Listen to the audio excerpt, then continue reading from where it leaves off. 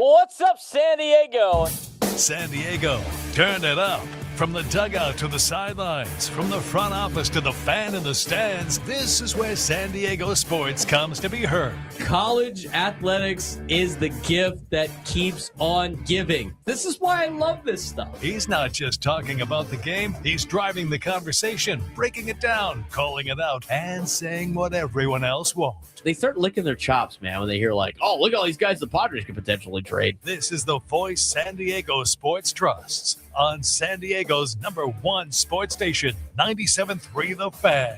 We're your favorite show's favorite show. This is the Braden Surprenant Show. Think about the children, the family show. Now, here's Braden Surprenant. What's up, San Diego? And happy Thursday to everybody out there in America's finest city.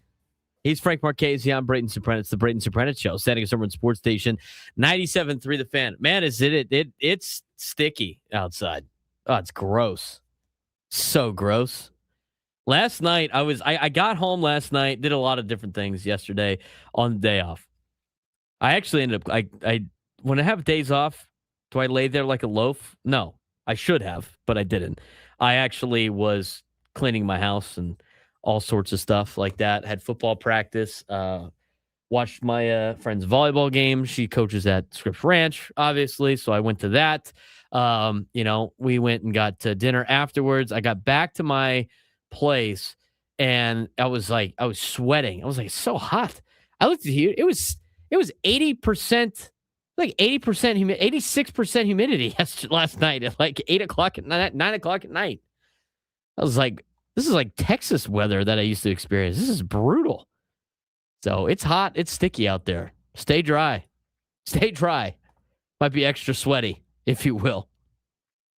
833-288-0973, 833-288-0973. We're going to talk a lot about yesterday's game as well as Tuesday's game, kind of recap what's going on, recap the road trip that the Padres have where they went 500 on the road trip, which is fine. And I'll explain in just a little bit. Bob Scanlan's going to join us at 10:35 today, so he'll be on a little bit earlier than usual on a nice little off day for him. And then we'll get into some NFL stuff later on. Eddie Brown from the San Diego Union Tribune will join us in the 1 o'clock hour talking about fantasy football, getting you ready for your fantasy football drafts. Got a lot to break down on the show today, but I do want to start off with obviously yesterday's game and then the series against the Mets in particular and this road trip. And I will, before, I'll preface this by saying that the Padres going 500 on the road trip is not a big deal. Okay. It's fine. I think a lot of people are probably upset by that. I think the frustrating thing is they were good enough to probably sweep the Mets. Monday they ran themselves into outs. Wednesday, they had the error late in the game. You had the jam shot home run that the Mets hit, early in the contest. Padres unable to really get anything going against Robert Stock. You don't like to see the inconsistencies of scoring a bunch of runs and then not scoring any runs. It's not as extreme as it was at the beginning of the season, like Tony said today on the roundtable. But overall, if you go 500 on the road and take care of business at home, it's fine. Now, they have a 1-game lead on Arizona. They now trail Philadelphia by 2 games. Next week, pretty important week for the San Diego Padres. And they got a nice little schedule compared to the other teams that they're competing with. Now, the Twins are red hot now after sweeping Atlanta at home. They have played their way back into a playoff spot, so we'll see what the Twins have in store for the Padres tomorrow, Saturday, and Sunday. But as Tony mentioned on the roundtable, and I agree, the Cleveland Guardians were red hot before the Padres played them, and the Padres took 2 out of 3. I mean, the American League has not been very good, and you got to be looking at things like right now it's math still. You're trying to go at least 500 on the road. Okay, the Padres accomplished that. I thought they gave away a couple of their games, on this trip specifically in New York. That's the frustrating part. But they're in a playoff spot, and they got to get ready for Minnesota. That's my biggest takeaway from the road trip is they accomplished what they needed to accomplish. But as we get to like 30-something games left in the season, they do need to pick it up a little bit when it comes to not giving away games. They can't give away games anymore to inferior teams. They have to go out there and try to take care of business because every win is so precious now. And it gets even more heightened as we get closer to September and the final stretch of the season. So we're going to talk a lot about that. But overall, I thought that this series is, even though they were 500, the Padres kind of played their way to the 500 mark. I thought they could have it was more self-inflicting of why they went 500 more so than anything else. So they got to be able to take advantage of opportunities given to them because, I mean, they still have a couple of more opponents moving forward here that are going to be difficult to deal with. The Yankees, the Rays, they got to play the two top teams in the American League. You do get the Dodgers one more time. That series against Arizona is going to be very difficult for the Padres. I mean, it could determine a lot. I mean, it's going to be a series that matters in a very big way. But overall, Frank, based on the road trip, you're not happy that you're 500, but it's satisfactory because the goal is 500 or better on these road trips right now. When you're the Padres, it's hard to win games on the road. And the Padres, if they could play 500 ball on the road but take care of business at home, it's not a big deal. Now, if the Padres don't have two winning series here against the Twins and the Pirates, you're going to look back at this trip to Citi Field and be a little bit more frustrated. But overall, based on the road trip, Frank, you take 500. Yeah, and a lot of the ways you lost on Monday and yesterday were flukes. I mean, it wasn't like you got outplayed. It wasn't like you got beaten by certainly wasn't that you got beaten by a better team. You getting thrown out at home 3 times in the first 2 innings is something that has not happened since 1920. So that is nothing more than a fluke. Yesterday, you had a couple of things not go your way. That's more fluky than anything. So it's not like you're playing poorly as to why you got these losses. I would be satisfactory. It does, again, like you said, it doesn't feel great that you're 500 coming out of this trip, but you're really in the final 42 games now. You've won your 60. You've now lost 60. You're 8 games over 500 as far as the final 42 games are concerned. You're still in a pretty good position overall. But with how tight the wild card race is, it does hurt a little bit more than it probably should. Yeah. It does, and I think it's because of the self-inflicted wounds on Monday, and I think it's the way that yesterday happened. I mean, yesterday was the definition, and really the series against the Mets was the definition of that's baseball, which is unfortunate. And the Padres going 2-4 against the Mets while simultaneously winning the season series against Atlanta and Milwaukee is the definition of that's baseball, right? Like, it would have been nice to be able to beat the Mets like everybody else seems to be able to do. Mets seem to have their number right now, but the bullpen looked good for New York. The Padres again self-inflicted on Monday with the base running, and self-inflicted yesterday with the throwing error by Song. That added the runs that put the game simply out of reach for the Padres. In that last inning, I mean, they were threatening. They got the tying run to the plate, but the other thing too with this offense, it just seems like now they went, I think, 2 for 12 with runners in scoring position on Wednesday. You had poor base running Monday, as mentioned before, inconsistent offense. They have a major double play problem.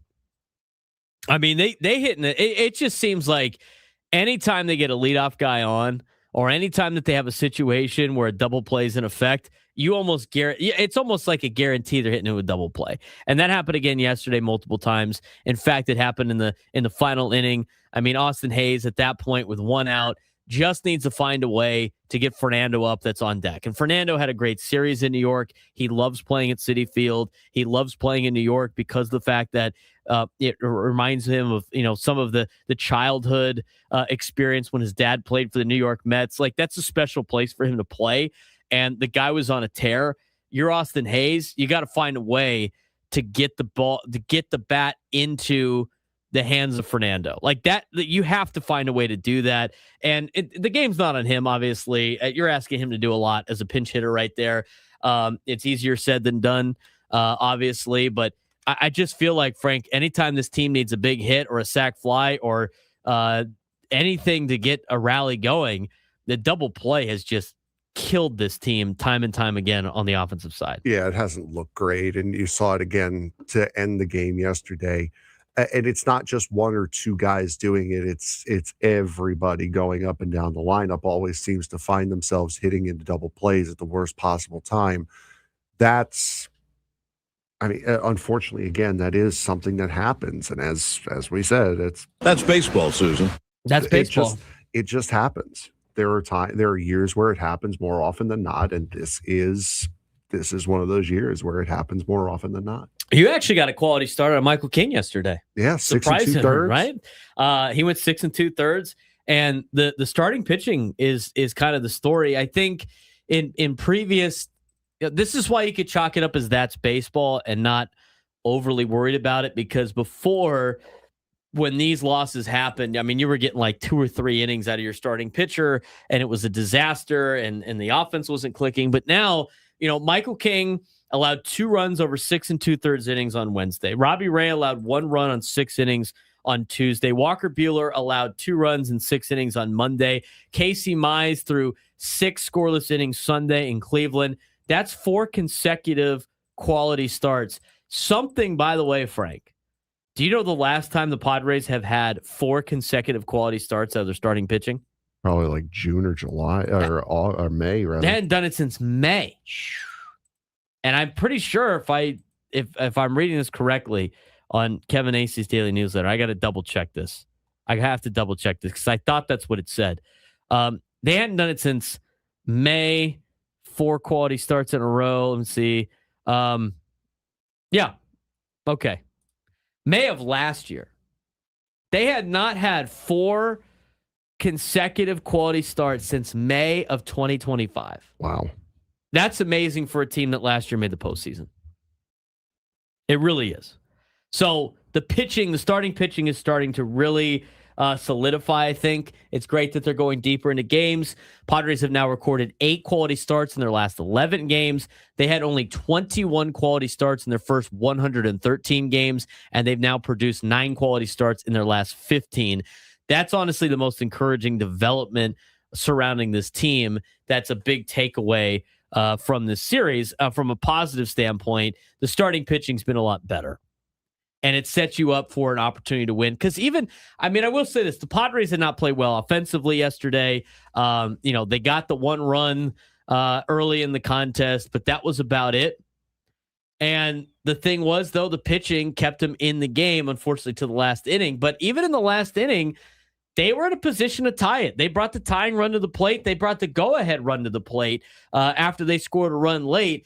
That's an encouraging sign from the pitching staff, because in previous games a couple of months ago, who knows what the score would have rolled into, with the way the pitching staff was. I mean, it could have been out of reach for a longer period of time, but as long as you keep the game within striking distance, I do have confidence in this offense to be able to score runs. They just got to do it a little bit more consistent than they have in the past. And again, 2 for 12 with runners in scoring position. The problem is not the hits with runners in scoring position. The problem would be if they wouldn't get guys in scoring position. They had 12 opportunities. Unfortunately, they only got the 2 hits.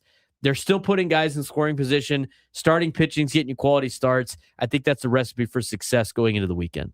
Yeah, for sure. And you've got 2 teams that are on the ropes right now. Minnesota's not great, and then you have Pittsburgh, who've been in a downhill slide before another day off and then another quick little road trip. So I wouldn't be all that concerned going 500, because it's not a sign of you guys didn't do what you needed to do.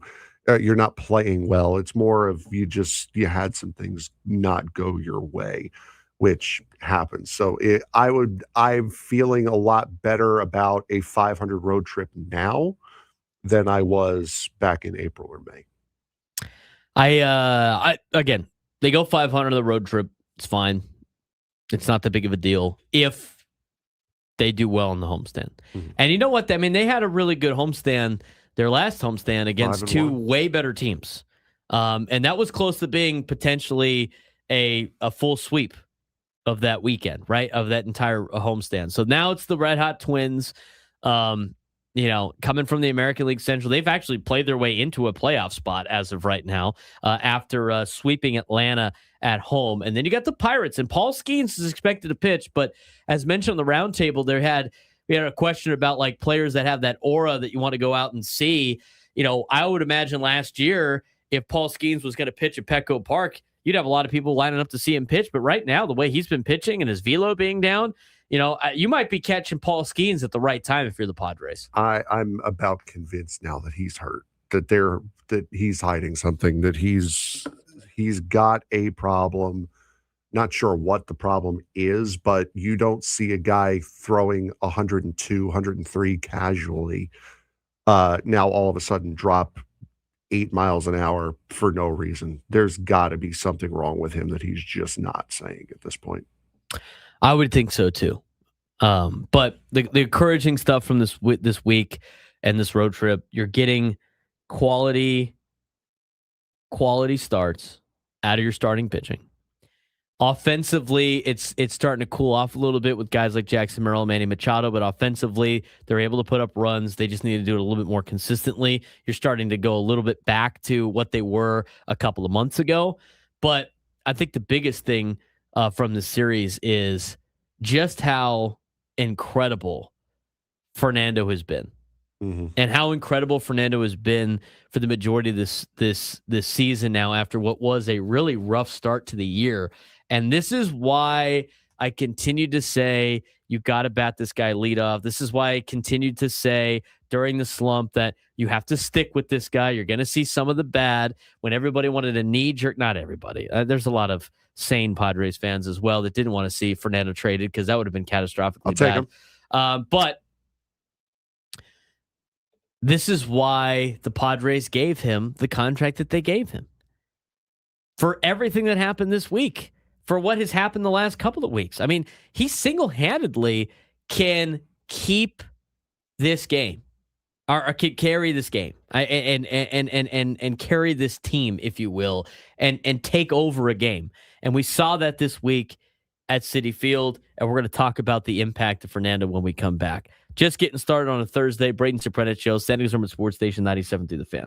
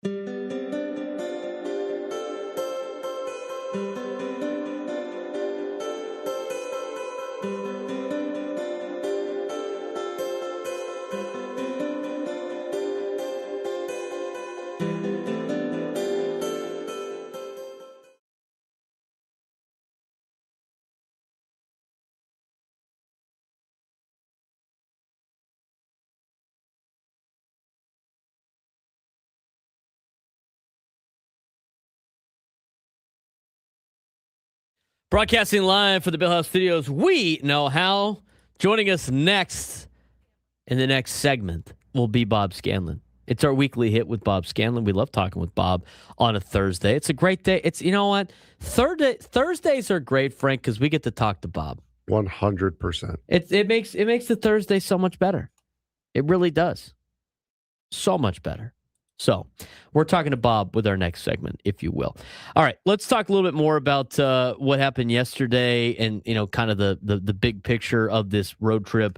Padres are in a very fascinating spot. Lost the series they probably should have won. Lost ground to teams both ahead of them and behind them.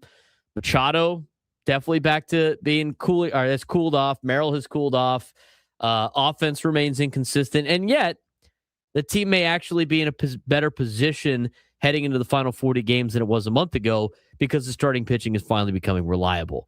And that's the piece that can change the ceiling of this team. So even though there was some negative of all of that I just mentioned, there is some positive involved as well with the starting rotation. But now got to get Merrill back going. Got to get Machado back going. And hopefully they do that against the Twins. There's some other things that we want to break down from yesterday's game, but we do want to talk a little bit more about Fernando Tatis Jr. Do you have the home run robbery clip of Fernando? I can get it. Yeah, see if you could get the highlights from Tuesday of his 2 home runs and the home run robbery, because like Tuesday's game was the Fernando Tatis Jr. game. I mean, and he is becoming that guy again. He is once again impacting games in multiple ways. He has shown the swagger that he had, you know, early in his career. You know, and he had a signature Fernando Tatis Jr. game on Tuesday in New York. I mean, just all across the board, everything about it. This is the reason why the Padres gave him the contract that they gave him. And the fact that he's doing this now is even better because they're right there in the thick of a playoff race. So it started with the first pitch of the game. I mean, you talk about a tough loss on Monday, running into outs at home plate against the team you should be beaten up on, right? You should have taken 2 out of 3. Obviously, yesterday didn't go their way. But Tuesday's game, I mean, Fernando basically put the team on his back, and it started with this swing on the first pitch of the game. First pitch is on the way. Tatis swings, hits it a mile. Deep to left field, way back. Oh, yeah, gonna go. Second deck in left for Fernando Tatis Jr., and it's 1-0. 1 pitch into the game. 1 pitch of the game. Guy starts the game off 1-0. That's why I've talked about it so many times. I said it even when he was slumping. Everybody wanted to move him out of the leadoff. This is why you bat him leadoff. For moments like this. He can start the game off. You're already up 1-0 to start the game. He's dynamic on the base pass. I mean, he creates action, and other teams are afraid of him. And they're going to be even more afraid of him now that he's back to swinging the hot stick. And he's putting the ball over the fence. I mean, based on the way that he has hit home runs in the last couple of weeks, it's put him on pace to hit like 40 home runs if he started the season like this. He is showing that he is that player. I mean, where are all the people that were like, see, look, he doesn't have the steroids. He can't hit home runs anymore. He's got no pop anymore. Oh, look at this. He's just not the same guy. He's pouting. We got to get rid of this guy. First pitch, see ya. Then, later on in the game, not too much further along, Robbie Ray gets himself in trouble. He's got the bases loaded with nobody out. He then gets a punch out. He's able to get to 2 outs with the bases loaded. He's trying to get out of the inning, and Francisco Lindor comes up with the bases loaded. And you know what? Things could have got really ugly until Fernando saved the day. Here's the 1-0. Lindor hits it in the air, deep down the right field line. Fernando all the way into the corner, at the wall, leaps up, and did he catch it? He's holding, he's waiting. He did! What a play! Fernando went up over the right field wall and took a grand slam away. Of all the robberies he's ever made, this one is the best. I don't think I can disagree with that. Now, there's a little bit of pause there with Jesse because they're tucked in a corner and they have an overhang that corner is very difficult to see. And we heard Tony. Did you hear Tony's explanation of his live watching of that play? He said, he explained the situation, but he's like, I have pretty good vision. I saw the ball go into his glove. And that's when you got the reaction that you got from Tony. But then he was sitting there and I saw his hat fall off. And I thought that he threw his hat on the ground like he was upset, like he dropped it. And remember, Jackson Merrill had one that was in and out of his glove when he hit the wall. And so there was a little bit of hesitation there. But then Tony realized that he was kind of in the moment, playing in the moment. He does the little ball flip into his glove, the no-look ball flip into his glove. I mean, what an impressive play by a dude that's got incredible swag. And that was vintage Fernando that I think a lot of Padres fans have been waiting to see for the last couple of years when that was the 2021 Fernando all up in one play. And that honestly, he has made some incredible plays in his career.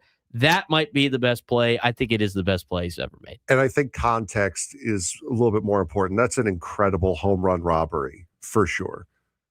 But to rob a grand slam and then for it to later on down the line, you realize that's the play that saves the game.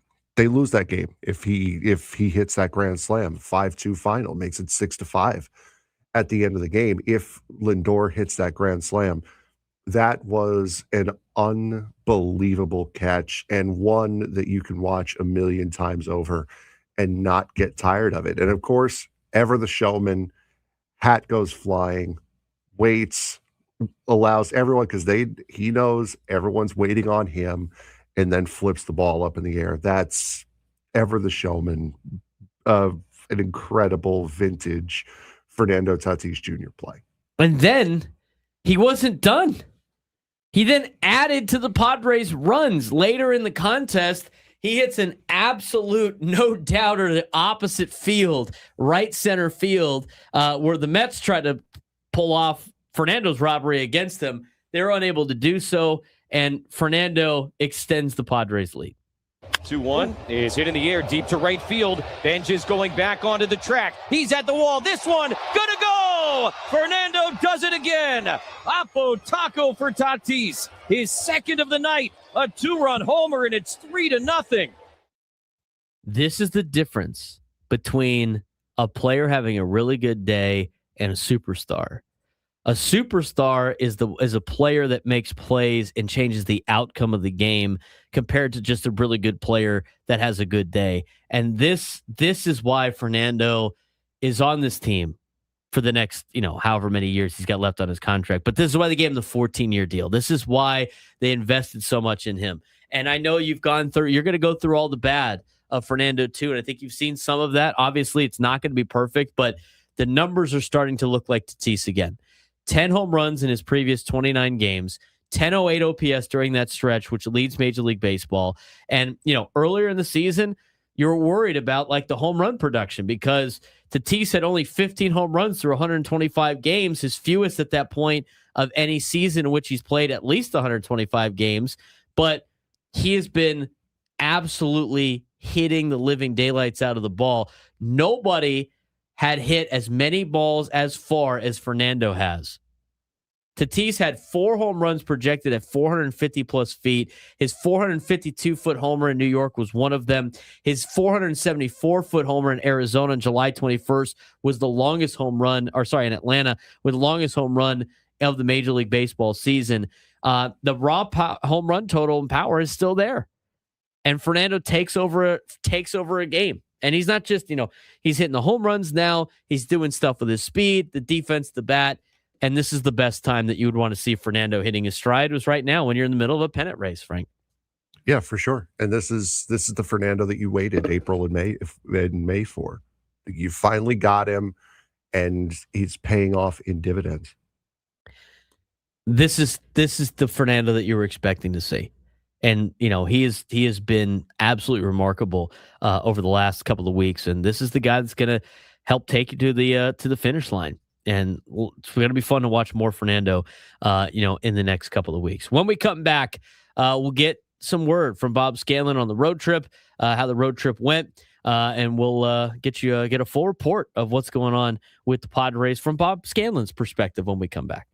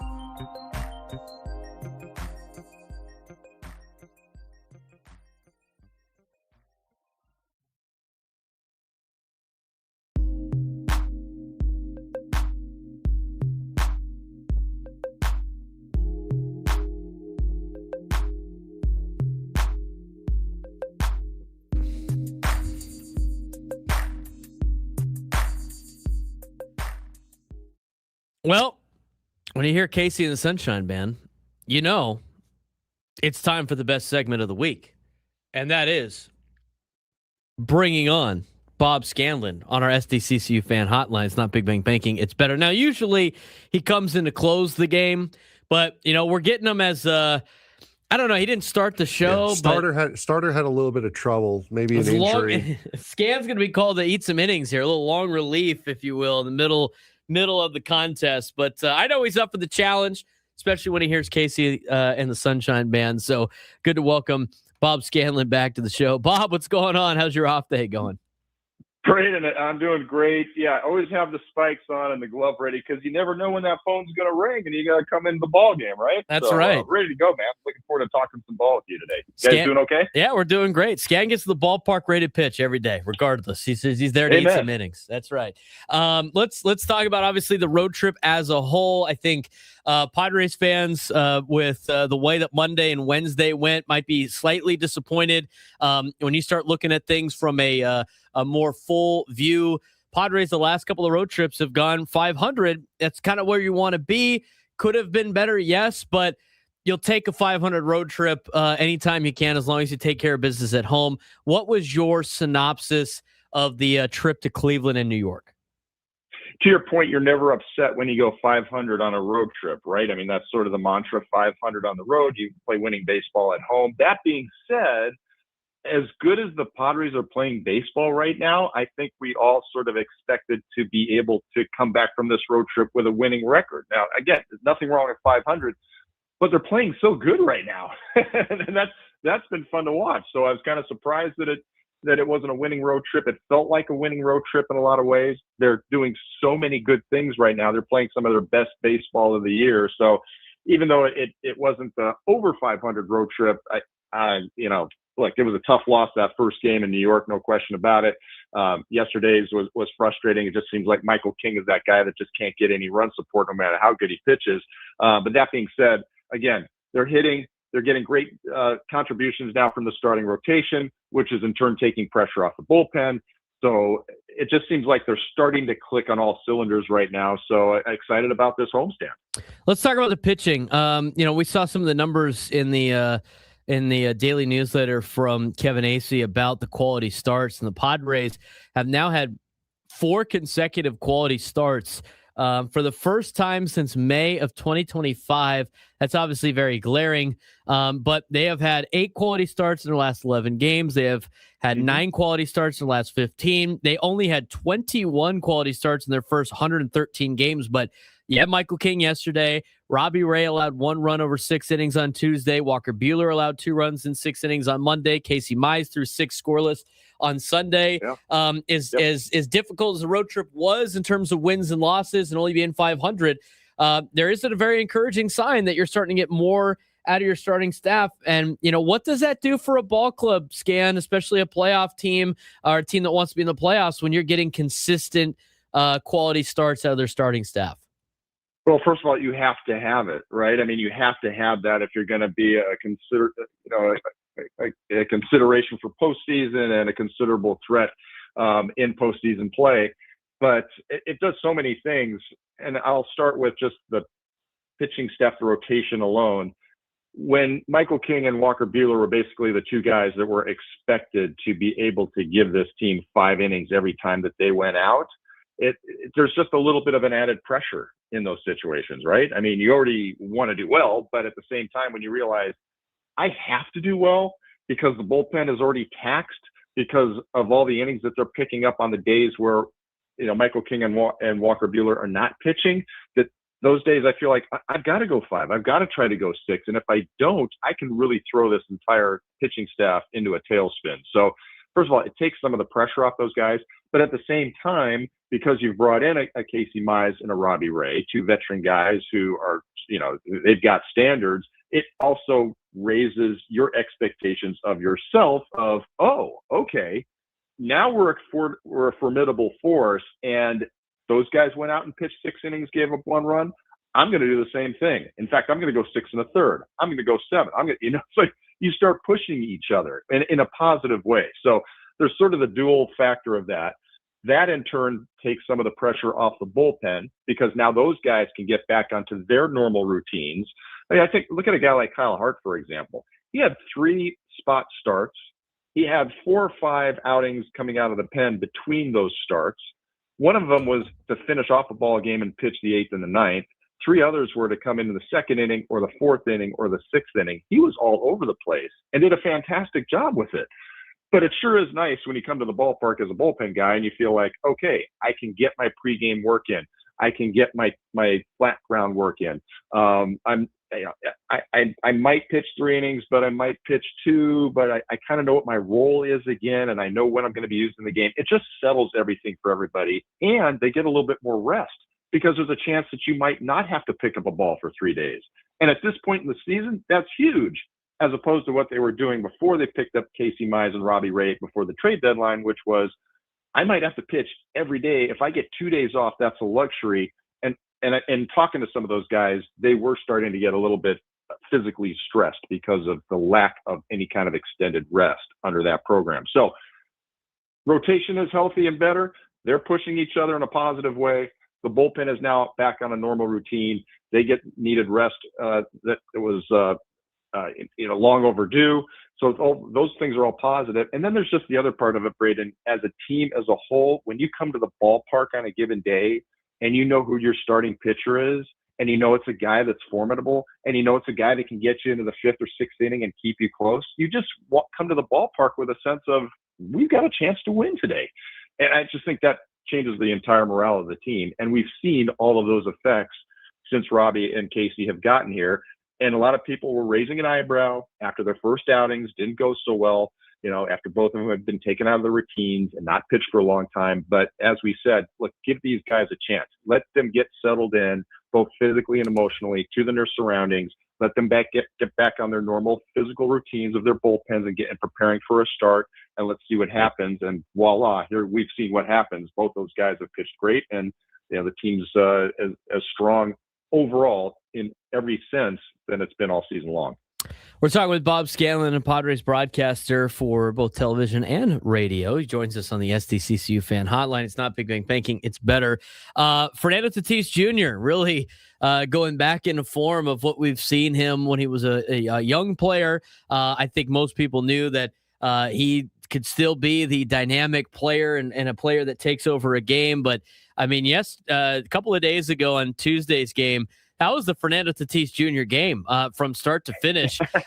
It's pretty impressive, and this kid continues to do things that you've probably never seen before. I mean, a leadoff home run on the first pitch of the game. He robs a grand slam. He then adds with another home run. I mean, from your vantage point on Tuesday, take us through that home run robbery that you watched, as well as, tell us about what an incredible night at the Ball-Yard it was to watch him play. I guess we're just going to refer to it as the Toddy game now. Moving forward, we'll always look back and say, remember the Toddy game? Yes. It was so fun to watch. And we really got a chance to see everything that this kid is still capable of, right? And when he does stuff, and he can do things that very few other people can do on a baseball field, but when he does it all in one night, it sort of shows you the whole package. I mean, I guess the only thing he didn't do is tag up from third on a pop up to the second baseman. So yeah, we didn't get to see that. But other than that, it was vintage Fernando Tatis Jr. And I guess we'll focus on the catch for now. I didn't know if he had gotten that ball or not, because he had to run, he had to leap, he had to time it perfectly, he had to get over the fence, and I didn't see the ball carry him or moving anywhere. So I'm thinking to myself, he may have gotten that, but there was no reaction from him. And this was the flair part, right? This is the Fernando having fun part that also not many people can pull off the way that he pulls off. And he stands there, the hat flips off, the dreadlocks are hanging and showing in all their glory, and he's just standing there just totally stoic. And then he flips the ball from his glove over to his hand. I mean, you can't recreate that. It was just such an incredible moment. It was so much fun. It's this combination of athleticism and showmanship and flair, and not in a way that's showing anybody up. It's just in a way of he is having fun being this incredible athlete that can do things on a field that, a lot of other people can't do, and inviting everybody else to have fun and enjoy the moment with him. And I loved it. I loved every part of it. And it's why we never want to take our eyes off him when he's on the field, right? The ball flip it gets me every time. I think I've watched that probably 1,000 times. It was so effortless and cool, and the way that it ended the inning was great. I mean, that's the first time Robbie Ray has been the beneficiary of a big Fernando play in the outfield. His reaction was priceless. He had a look on his face like, did that really just happen? As a pitcher, what's that like when guys behind you make a play like that? I mean, obviously you're super stoked about it to help yourself out, but it's got to be fun sometimes when you get to watch, kind of your fielder help you out a little bit or see something remarkable when you're on the mound. Well, it goes from one extreme to the other, right? And that's about as extreme as you get, because you're standing there and the ball's going out and you're just thinking to yourself, I just gave up a grand slam, right? I just sunk my team for the game, and your stomach is just dropping, and you're just like, your heart stops. It's just this deflating moment. And within a second, it completely turns around into this moment of ecstasy. And also a moment of, I can't believe what I just saw right there. It takes a superhuman effort. It's one thing when you see a guy dive in the gap and you appreciate it, right? Because your teammate he's sacrificing his body and he's laying out for you, and you love and appreciate those plays. But when you see something, as special as that, especially for a veteran guy to react the way he has, you can tell this is something unique and something that you're not going to see on a daily basis. And so it was, I think, a combination for Robbie Ray of, thank God I didn't just lose the game for my team, on top of which, did I just see something that I may never see again? Yeah. So very, very cool moment for him.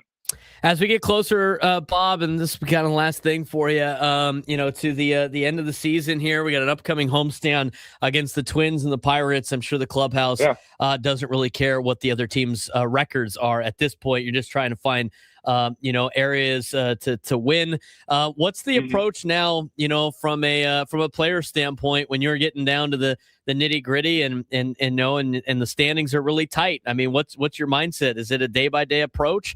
How do these professionals handle this?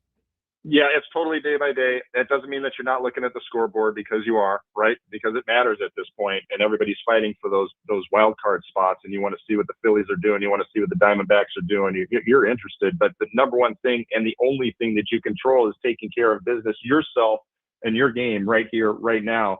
And so you're physically tired, right? It's sort of the dog days. You can be emotionally tired, but you put all that stuff aside and you put away the aches and pains, and you just say, hey man, we've got a ball game today, and this ball game matters, and this plate appearance matters, and this pitch that I'm about to throw matters, and me coming into the ball game with runners on base and being able to strand them matters. Me being able to go an extra 2 outs right here, to take 2 more outs off the shoulders of my bullpen right now here in the 6th inning or the 7th inning or whatever it may be, it matters.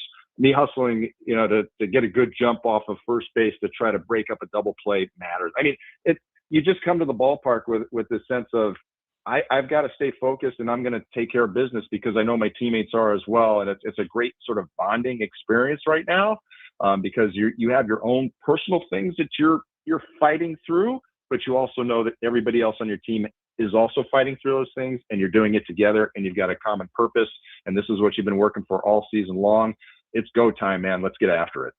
Bob, we appreciate the time as always. And we do want to congratulate you on being part of the number 1 ranking in the baseball announcers ranking, with you and Don and Mud and Jesse and Tony. You guys do a great job, and it's a well-deserved honor for you guys. So a big congratulations from us to you.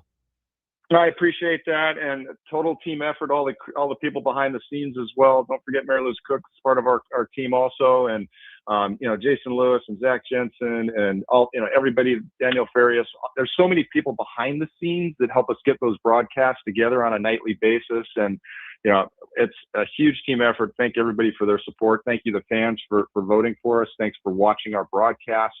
We always appreciate your input also of how we can make our broadcasts better. And the final thing I'll say is, I have so much respect for anybody that's in this industry that's willing to, have the courage and put in the work to be able to get an opportunity to hold a microphone and stand in front of a camera and talk about their team and baseball to the fans. So, regardless of where anybody was ranked, I have a ton of respect for everybody that's in this broadcast business. And I wish everybody the best. And thank you, Padres fans, for voting for us. We appreciate it. Let's go Pods. Let's go Pods. All right, Bob, enjoy the rest of the day off. Look forward to seeing you again on the broadcasts coming up this weekend. And we'll talk to you next week. Sounds great. Thanks, Braden. Talk to you guys soon. Bob Scanlan joining us on the SDCCU fan hotline. When we come back, we'll talk more Padres baseball. When's Joe Musgove going to be back? We got the report.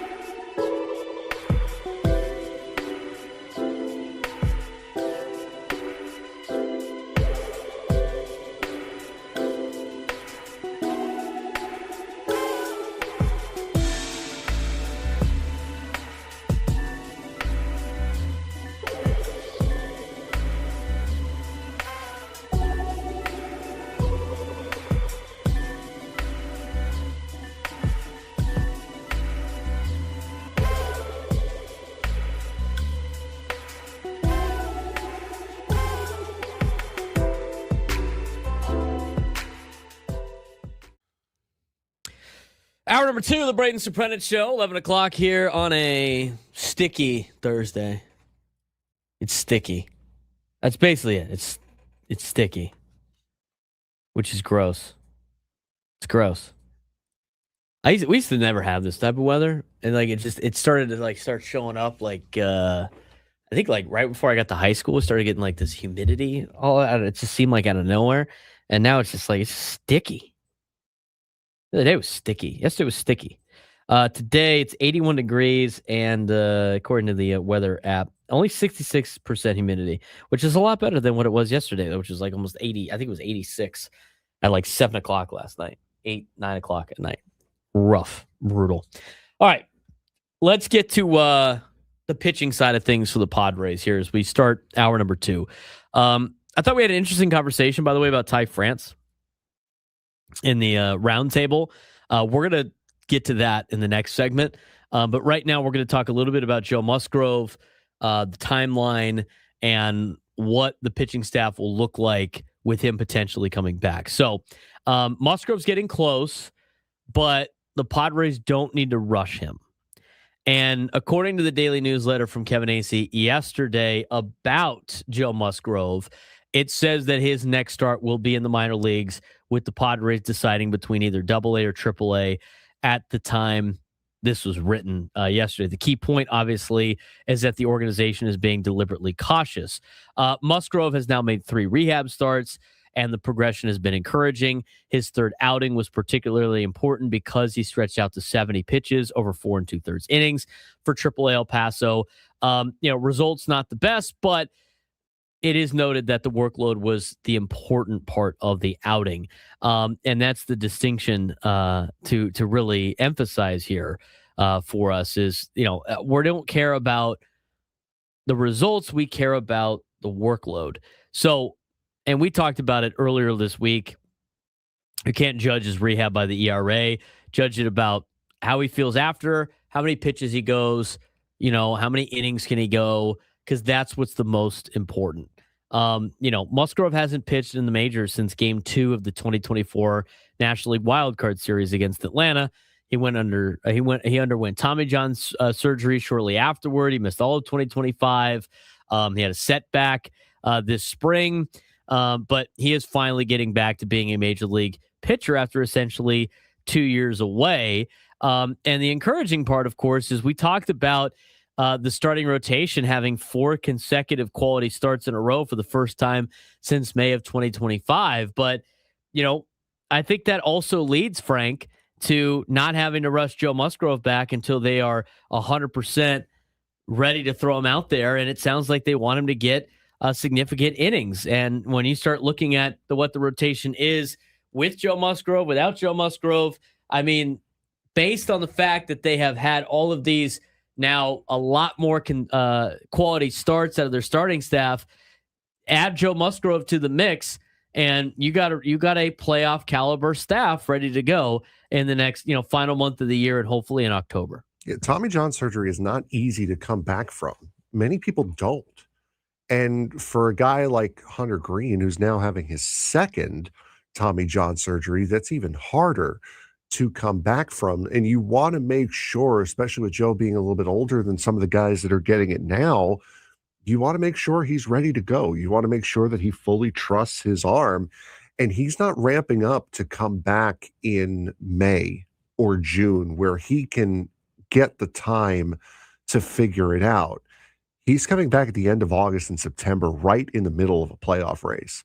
So he is going to need to be sharp right from the moment he returns instead of having a little bit of leeway like what we saw with Sandy Alcantara last year, where he was way down on his numbers to the point where they thought he was going to get traded at the beginning of last season. So for the pitching staff to be in the position that it's in, getting Casey Mize, getting Robbie Ray, adding some of that help in the rotation, plus now also seeing the guys that you have, Michael King, Walker Buehler, and Randy Vasquez pitching to a high standard and high ability, that makes the decision to let Musgrove sit and wait and get better and make sure he's ready to go a lot easier than it was this time last month.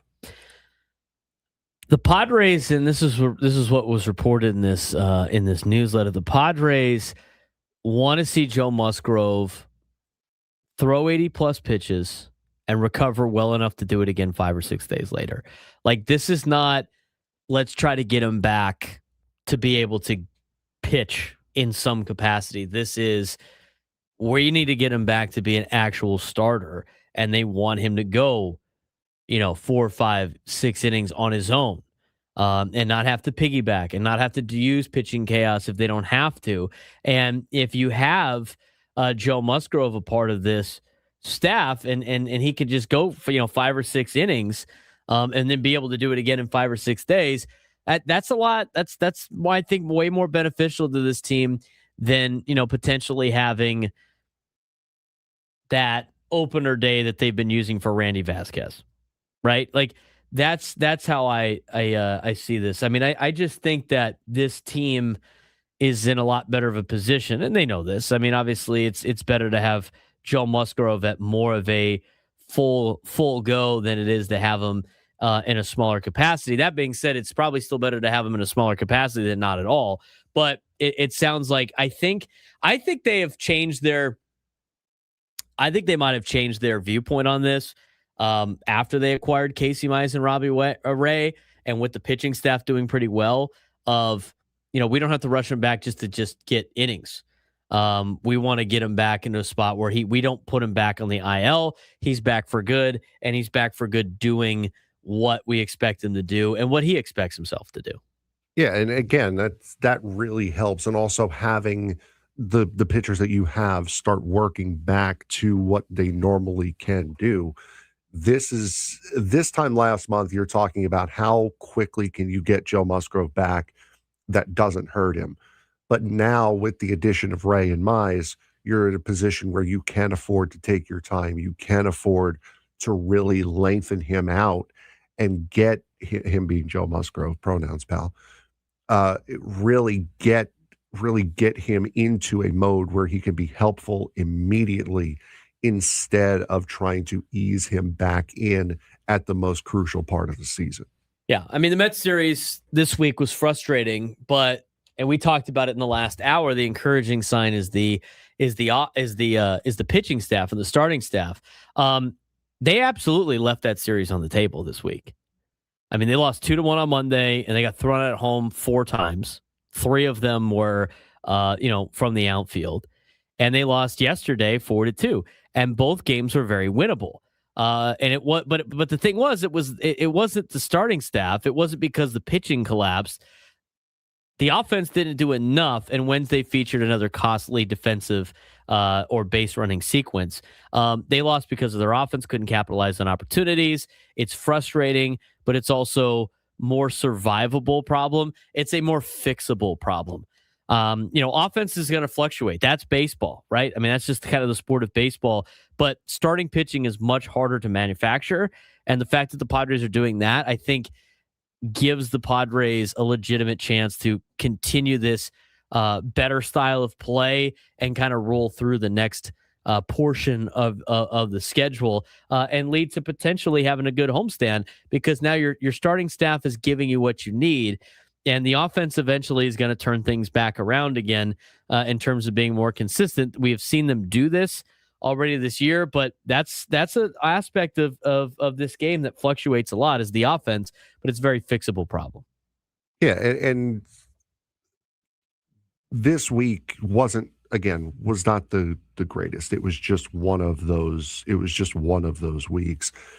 But when you have this starting pitching rotation now performing the way it is, and the offense with a more consistent ability to be able to pick them up if they do have a little bit of an off week, it shows the better position that this team finds itself in. Again, you've won 60 now, you've lost 60.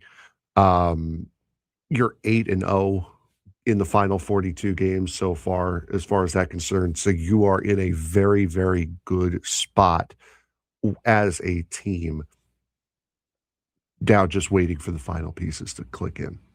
Stars, unfortunately, are starting to cool off a little bit, like Jackson Merrill. I mean, we talked about him on the roundtable a little bit and like pitch selection.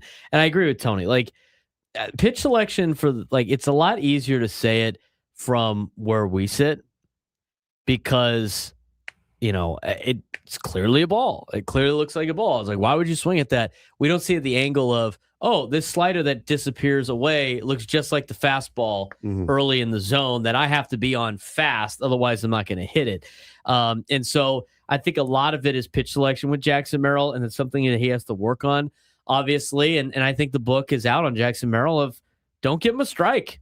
He hammers strikes. Like anything in the strike zone, he's going to hit. He missed a couple yesterday, but they're going to pitch around this guy, and they're going to make him earn a walk. He's going to have to earn that spot and make teams have to pitch to him differently. But he was one of the hottest hitters in baseball over a 24-game stretch. He had an 1130 OPS, and then the road trip happened. He was 2 for 21 this road trip, Frank, with 10 strikeouts. That's a dramatic swing, in the wrong direction. I don't obviously Merrill's not just suddenly bad, but he's got to be able to overcome the pitching strategy of pitching it outside the zone because they know he's going to swing at it. Yes, that is something that he is going to have to focus on. And especially, I mean, it started looking good. He's gotten his swing back to where he wants his swing to be, but now he's got to get that other part of it in the pitch selection. And like Tony said, on the roundtable, you don't want to just start looking at everything because then you lose the aggression. That helps you get a couple more hits than you probably would have gotten otherwise. So he needs to find that line again, find that balance of patience and aggression, because right now he's gone a little bit too far the aggression side.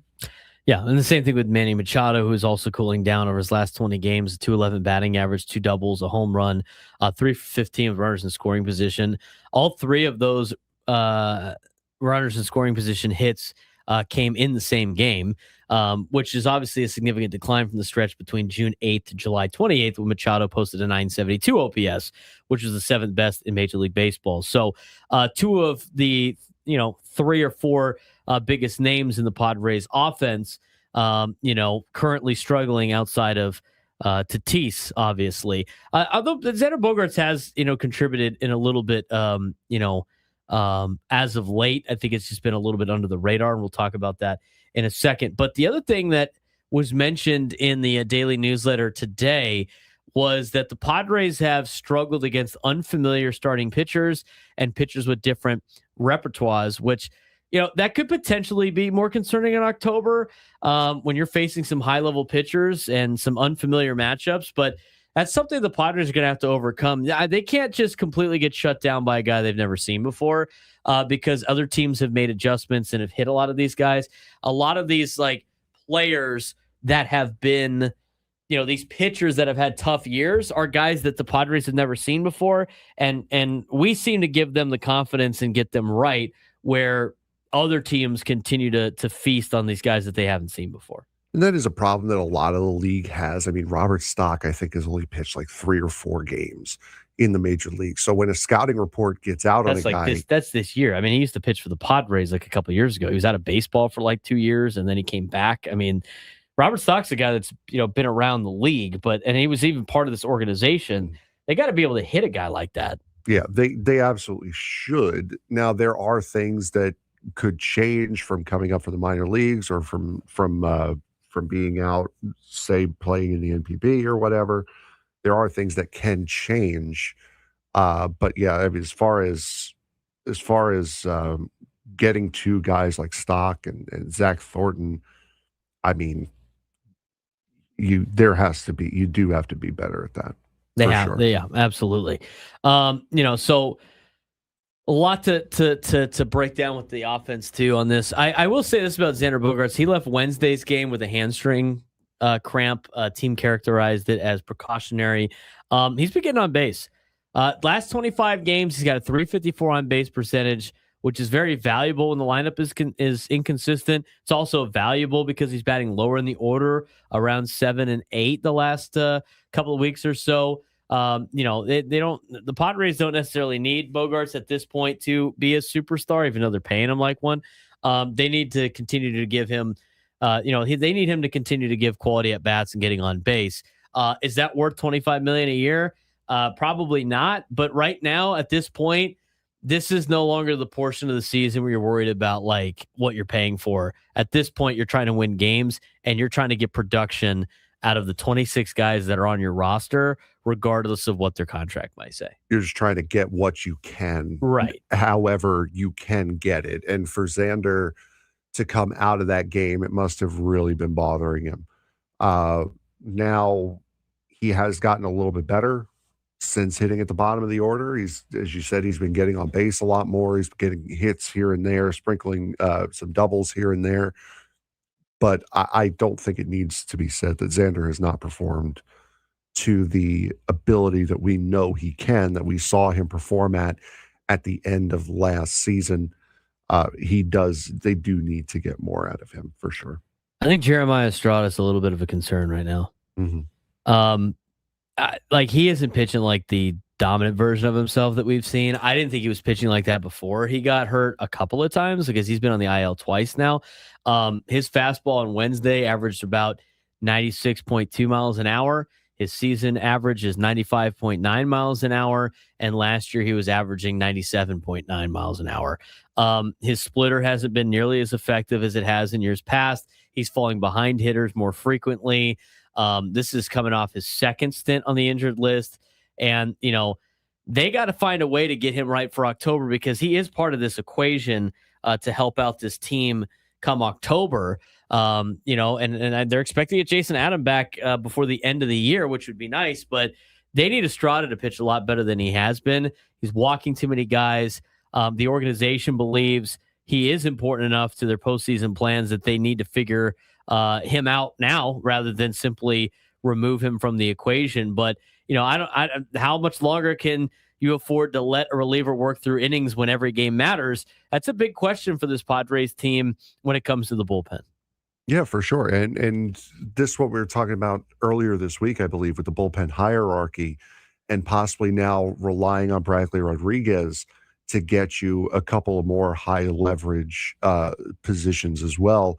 There are other guys that you can bring in, of course, David Morgan, and a couple of other guys like Hunter Stratton, who they got at the trade deadline, could probably help you out as far as length. He's not going to be a big time moment guy, but for Jeremiah Estrada, he has not looked like himself. The 13 consecutive strikeouts, he has not looked like that guy in quite some time, even dating back to last year. Which leads to the eighth inning problem that the Padres have had and a roster crunch that is coming. We're going to talk about that when we come back. There are several players potentially competing for limited roster spots as we have some updates on some players potentially coming back sooner rather than later. We'll get to that when we return.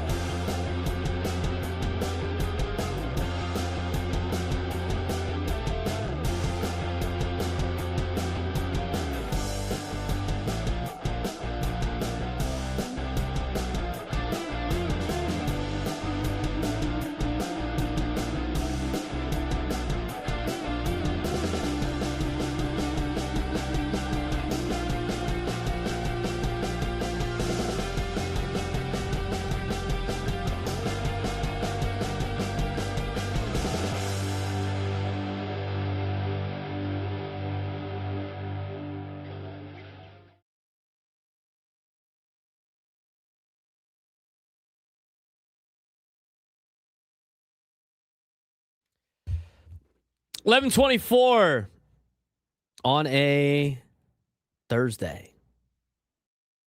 Broadcasting live from the Bill House Studios. We know how.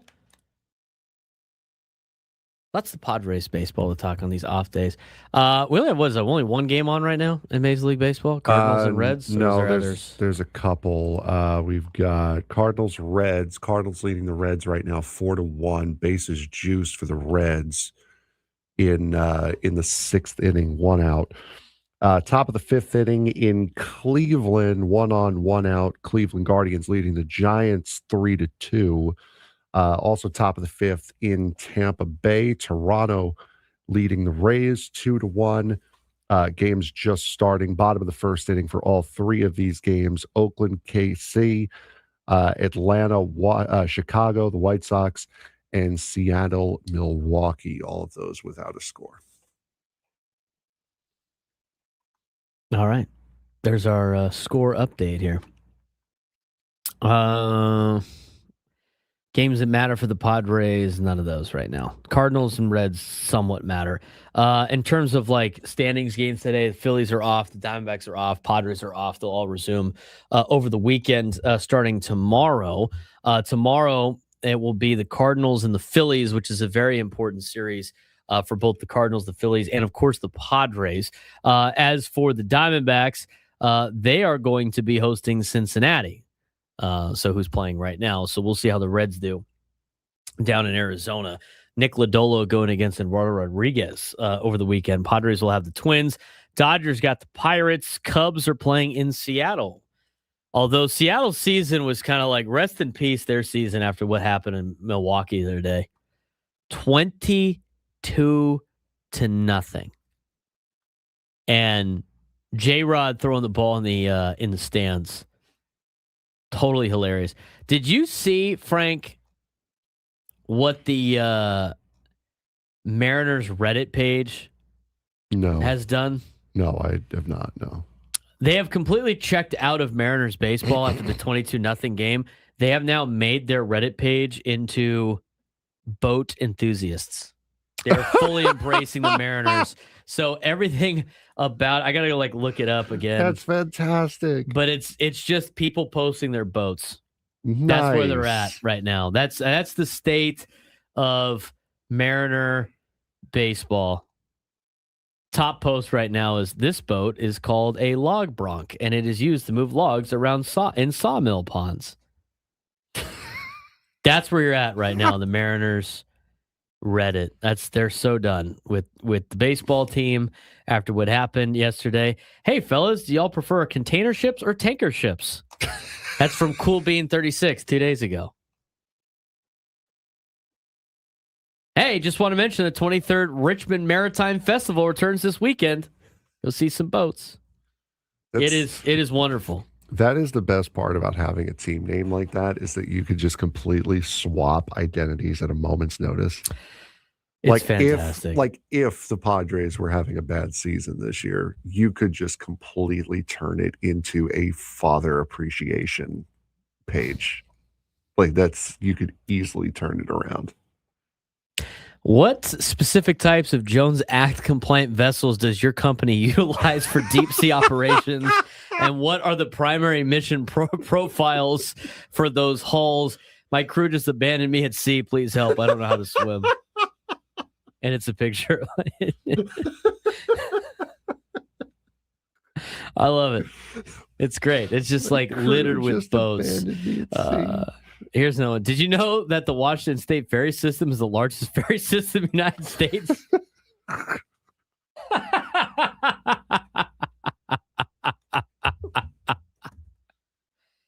Oh, man. You know what?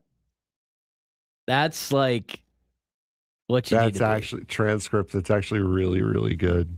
That the Padres Reddit was an air fryer themed Reddit when they were really bad. Milwaukee stopped scoring before reaching 29 runs out of respect for the 29 men aboard the Edmund Oh Fitzgerald. my God. I can't believe it. Ridiculous. That one is fantastic. Ridiculous. I love that one. Oh my God, that's so good. Oh my God. That one is fantastic. Oh my God. It's just so bad. Here's a cross section of a 18th century British warship. That's what's on there right now. The content is amazing. You know, it'd be really interesting if it was put on there. There was, during the cleanup at Ground Zero, I think it was maybe 2006 or something like that. They found in the wall of where, in the wall of the pit that they had dug out, they found a Revolutionary War era British supply ship. Oh, that was buried under Manhattan? That was buried in the wall of the World Trade, the slurry wall of the World Trade Center. I'd be very interested to see if somebody posts That's about incredible. that. It's amazing some of the things that people find. If you want to find out about that, there's a great show called Drain the Oceans. It's on National Geographic, which means it's on Disney Plus. Season 2, episode 2. That was very, very cool. Let's transition this into the Padres. Back to the Padres. Seattle, it's just, now once your Reddit page turns into something else, the fans are done. Padres fans are not done. Although apparently apparently the Padres Reddit page was turned into an air fryer theme when the Padres were not doing well. Let's talk about the 8th inning problem that the Padres had yesterday. It was another example. Estrada created some trouble. Sung-Moon Song throwing error turned into a 2-run inning. And obviously the bigger concern isn't one mistake.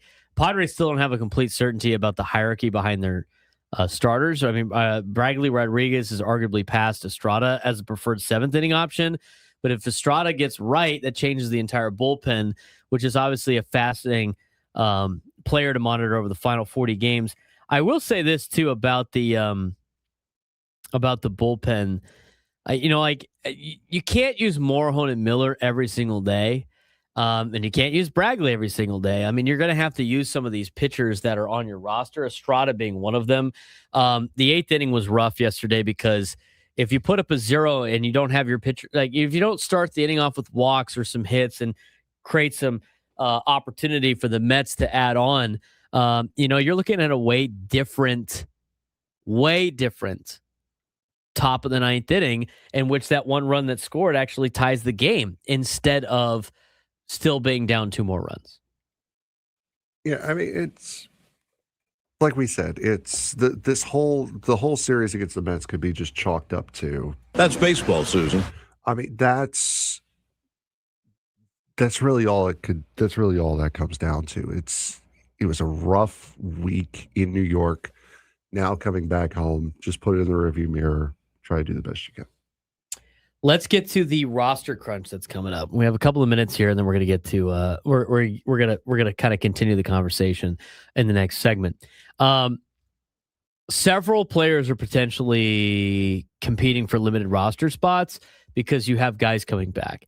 Samad Taylor has started his rehab assignment. I think he homered yesterday or 2 days ago, if I'm not mistaken. So Samad Taylor's coming back soon. Miguel Andujar has begun to swing a bat again, and there is some smoke to this Ethan Salas fire because Kevin Acee wrote about it in his newsletter. Austin Hayes has gone 4 for 16 recently, but do the Padres believe he could provide enough offense to justify keeping him around? Sungmoon Song, tough error yesterday defensively. I think he's on the team to be a defensive player, but he's also hitting .202 with a .263 slugging percentage. I mean, that's difficult to carry on a contending roster. The defensive versatility helps, but the Padres may have some better options as we begin on the horizon. So, you're going to have a little bit of a roster crunch here on who makes this team and who is part of this team in the month of September with Samad Taylor, Miguel Andujar potentially coming back. You get to expand the roster 2 extra spots in September, so maybe the Padres will utilize that. But, I mean, if you're Austin Hayes and Sungmoon Song and even a Jace Bowen, you can't be too comfortable right now. I mean, you got to be able to continue to play at a high level to stay on this team. Yeah, and I think for a guy like Jace Bowen, especially a guy who you could say he hasn't necessarily gotten the opportunity to be in there every single day the way you would have thought he would when he came up. He has had some great moments for sure. He's had some big moments for sure, but he's probably one of the first ones that would probably go, and my guess would be when Samad Taylor is ready, that would be when Jace Bowen goes. He might be back up later in the week or in a couple of weeks when the rosters expand to 28. But other than that, there are some guys who are definitely going to be on the chopping block here. The interesting thing, though, is the Ethan Salas situation. They keep writing about it. He continues to do well in AAA. So what's the argument for calling him up? We're going to talk about that when we return on the Braden Surprenant Show, Standing As Urban Sports Station 97 through the Fan.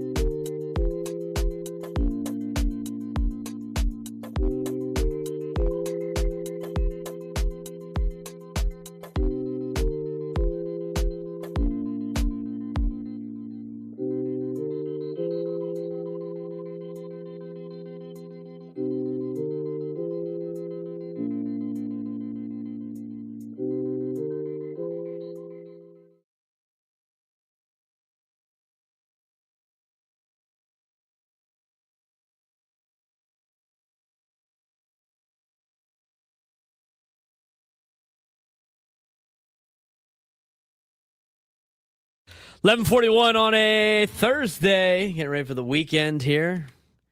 School's back in session. We're getting closer to fall. We got high school football starting up tomorrow. Actually, I think there might be a game today, if I'm not mistaken. We'll get some high school football talk later in tomorrow. As we got a new voter in the poll.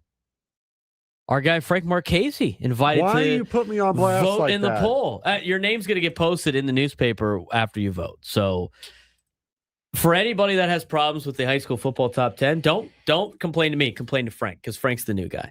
Stop it. Now, here's the deal, Frank. Like, now, got to think about a little extra criticism on when we criticize the AP top 25. Are you ready for said criticism when you might have Helix a little bit too high? Better lock in. Yeah. Okay. Got to lock in. Let's go. Lock in. High school football. We got some good games coming up tomorrow. We're going to talk about that a little bit later in the show today. We'll probably talk more about it tomorrow. I'll get you a high school football preview each and every Friday. We'll recap some stuff on Monday or Tuesday because we like to talk a little high school football on this show. And there's a lot of great football being played here in town, so we'll have a lot of good information for you on that. I do want to continue with our Padres conversation about a kid that probably just recently should have been in high school, and Ethan Salas, who signed as a 16-year-old with the Padres. This is a different angle I didn't think about when it comes to whether or not you bring up Ethan Salas. Now, right now, like, the Padres don't necessarily need Ethan Salas, in my opinion. Do you think the Padres need Ethan Salas right now, No. Frank? I really don't think they do. From a catching perspective, the Padres have been pretty good. Since the All-Star break, Padres catchers are hitting .299 collectively. They have a .377 on base percentage. They've reached base safely in 31 of 32 games, which is way better than what they were before the All-Star break, a .184 batting average and a .276 on base percentage. It's an enormous turnaround. Whatever concerns existed about the position earlier in the season have obviously been significantly reduced. Now, for the Ethan Salas conversation, I think there is something to be said about giving a young guy some major league reps, the catcher of the future, right? And we'll talk about some of the pros here in a second. But I think before we dive into this conversation, I don't necessarily think the Padres need him to help contribute at this time. He's only 20 years old, but the Padres are intrigued by getting him some major league experience. The Padres have we noticed the Padres to try to manipulate service time? No. I don't even think AJ really cares about that. He's going to play the best guys in his organization at the major league level. So the argument for this was in Kevin Acey's daily newsletter. So we're talking about this because I think where there's smoke, there's fire, and we have kind of hinted at, well, maybe Ethan Salas comes up, maybe he doesn't. He's been on a tear in AAA. We keep hearing about the maturity above his years. When we played the clip for you last week of his scrum, his media scrum in AAA, I mean, I thought we were talking to a guy that was like a seasoned vet. That he's only 20 years old. But he's considered the catcher of the future. The Padres could get him exposure to the big leagues. It could accelerate his development. The team believes strongly in the kid's work ethic, and they think he can help the roster. But here's the situation that I didn't even realize with Ethan Salas, nor was I thinking about it. It is what an expected lockout creates in terms of an unusual complication. So, as of right now, if we pull up the Padres roster, okay, he is not on the 40-man, right? He's not. He is not, no. He is not on the 40-man. So, you would have to take somebody off to put Ethan Salas on. Fair, fine. You're going to have to do that eventually. But he's not on the 40-man roster. Here's what's significant about the 40-man roster for the Padres, considering if there's a lockout next year. If Salas is placed on the 40-man roster, the Padres wouldn't be able to work with him during the lockout, and he wouldn't be able to continue getting AAA at-bats if the Major League season is postponed or canceled. I think that's kind of significant because at this point, if you're going to pull him up to get some Major League Baseball reps, he is going to be on the 40-man roster now. And he's not going to getting taken off of the 40-man roster because then it would expose him to waivers, right? Like once he gets put on, Frank, they ain't never taking him off. Right. So if the question was, is he ready to like dip his feet in Major League Baseball? I think the answer to that is yes. But is he ready to just go to the big leagues, and is he ready to potentially sit out games while the minor leagues are playing because he's now part of the 40-man roster? That is something I didn't really consider nor think about. I think that makes it even more difficult to potentially bring him up in September because, like, I feel like you're not going to be able to get him extra reps or work with him or be able to talk to him, right? Like this is what this is a guy that would be really affected by, regardless of what he does maybe in a month of getting some development. You still want the kid getting at bats. I mean, next year when he's 21 years old, even if he is good enough to be with the big league ball club out of spring training, he's on the 40-man roster. He doesn't get to participate in anything that's locked out. So that's no spring training. That's no potential, games during the season in AAA if Major League Baseball locks out. I mean, can you afford to have Ethan Salas just not play baseball for a couple of months? And I don't know I couldn't remember. Were they allowed to go play in other leagues? I don't think they're allowed to play in other leagues during the lockout. I don't think so, no. I think they were banned from doing that. So it's not like Ethan Salas at that point would just be like sitting around, getting his own work by himself, not playing in games. If you're willing to sacrifice that for a month, that's something to consider here, Frank. I think that right there should probably be the overarching decision. If there is a lockout, and I understand you don't want to run your team based off of an if, but it's something to consider. Yeah, that is a pretty big one, to be able to have control over this kid's development at a time where you are not playing Major League Baseball. If you have the option to do that, you take it. You don't just sit back and trust because, well, he's been doing great so far. I think we could trust him going on his own. I wouldn't want to take that chance. Forget about starting his Major League clock early. Forget about that. To be able to have hands-on, the hands-on ability in his development at a time where no one is allowed to play baseball, I think would be absolutely a huge advantage for the Padres. And that's something that I would definitely be weighing when talking about bringing him up or sending him down or not calling him up. Does the development benefit of a September call-up outweigh the potential disruption of his development? I think that is more at play here than does him coming up to the big leagues in September and maybe like having not immediate success. I don't think we're in a position right now where that's going to mess with this kid. I think he has overcome a lot of that already. So I don't think that's the problem anymore. I think the problem would be, are you willing to have him not play for an extended period of time, depending on if there's a lockout, when there's a lockout, how long the lockout is. And I think that's an interesting part of this equation. And for me, I feel like that would deter me away from having him play. And I don't think the Padres really care about the clock. I don't think they care about the control time. We have yet to see the Padres really try to manipulate that. And so I don't think they really care. I think if they think he can help the team win a World Series or help the team in September get to the playoffs to ultimately win a World Series, I think they're going to bring him up.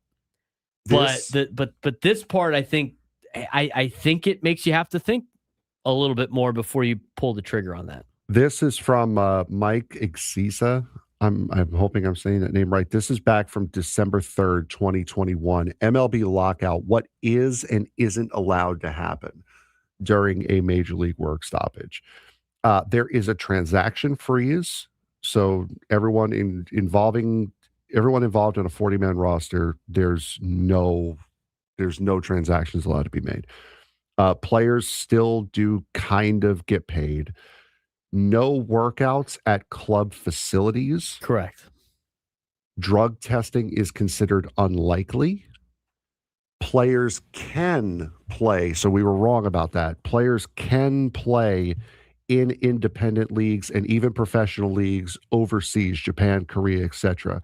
There is precedent here.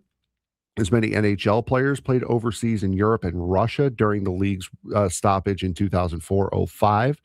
The MLBPA would fight any attempt by a team or MLB itself to block a player from playing in another league during the lockout. The minor leagues can go on based on past precedent. It should be business as usual for the minor leagues during the lockout. The notable exception is players on the 40-man roster, i.e. MLB Players Association members, will be expected to stand with their union and not play for an MLB-affiliated minor league team during the lockout. So players can leave, and they can play overseas if they choose, and the minor leagues will be business as usual. Right. So that's the reason why you wouldn't want to bring him up, because he could be getting reps in the minor leagues while they figure out what's going on in Major League Baseball. I mean, if you're just thinking about next year, right? Like if Ethan Salas is going to be, I think at this point, if you bring up Ethan Salas, it's because you think he can play with the big leagues, which means you have to give him reps. Like, he's not going to come up here and not play. He has to play. It's more beneficial for him to play than it is to not play. So if he comes up in September, expect him to get some playing time. And then on top of that, if you think that it's worth bringing him up, that means you think he's worth getting reps next year, like at the big leagues. Like, he needs to get playing time. And if this is going to hamper him from getting playing time because of a lockout, then I think they should really reconsider if that's the case. Now, they haven't said they're going to pull him up. They think it's intriguing. They think they can help the ball club, according to this report from Kevin Acee. But that's a different caveat that we didn't think. Mm-hmm. So he's not on the 40-man roster. In order to be on the big league team, he's got to be on the 40-man roster. So that's going to be something to watch here in the next couple of weeks. What day is it? The 20th? Today's the 20th. So we it's got 11. We got 12 more days before September 1st. Yes, next Tuesday is September 1st.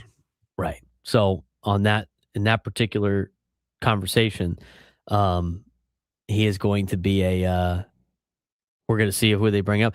I don't think they're going to burn a roster spot on Ethan Salas. I think they're going to use it to try to keep like our roster constraint that we talked about last segment. I think it's going to be more so for getting Miguel Andujar back on the roster, keeping Sungwoo Song, getting Samad Taylor back on the roster. That's what I think it's going to be for, per se. Now, I will say this. If one of the catchers goes down, I don't think I'd be shocked if they pulled up Salas. I wouldn't be shocked. But they would have to make a move on the 40-man, and again, you'd have to. I think it'd be an excuse for them to bring him up. I think it would behoove them more to bring Rodolfo Duran back. I think that would be the smarter move. I didn't say they should do it. I said I wouldn't be shocked if I got the notification that Ethan Salas would get pulled up. I agree. When we come back to start the noon lunchtime hour, we're going to get to our sports thread.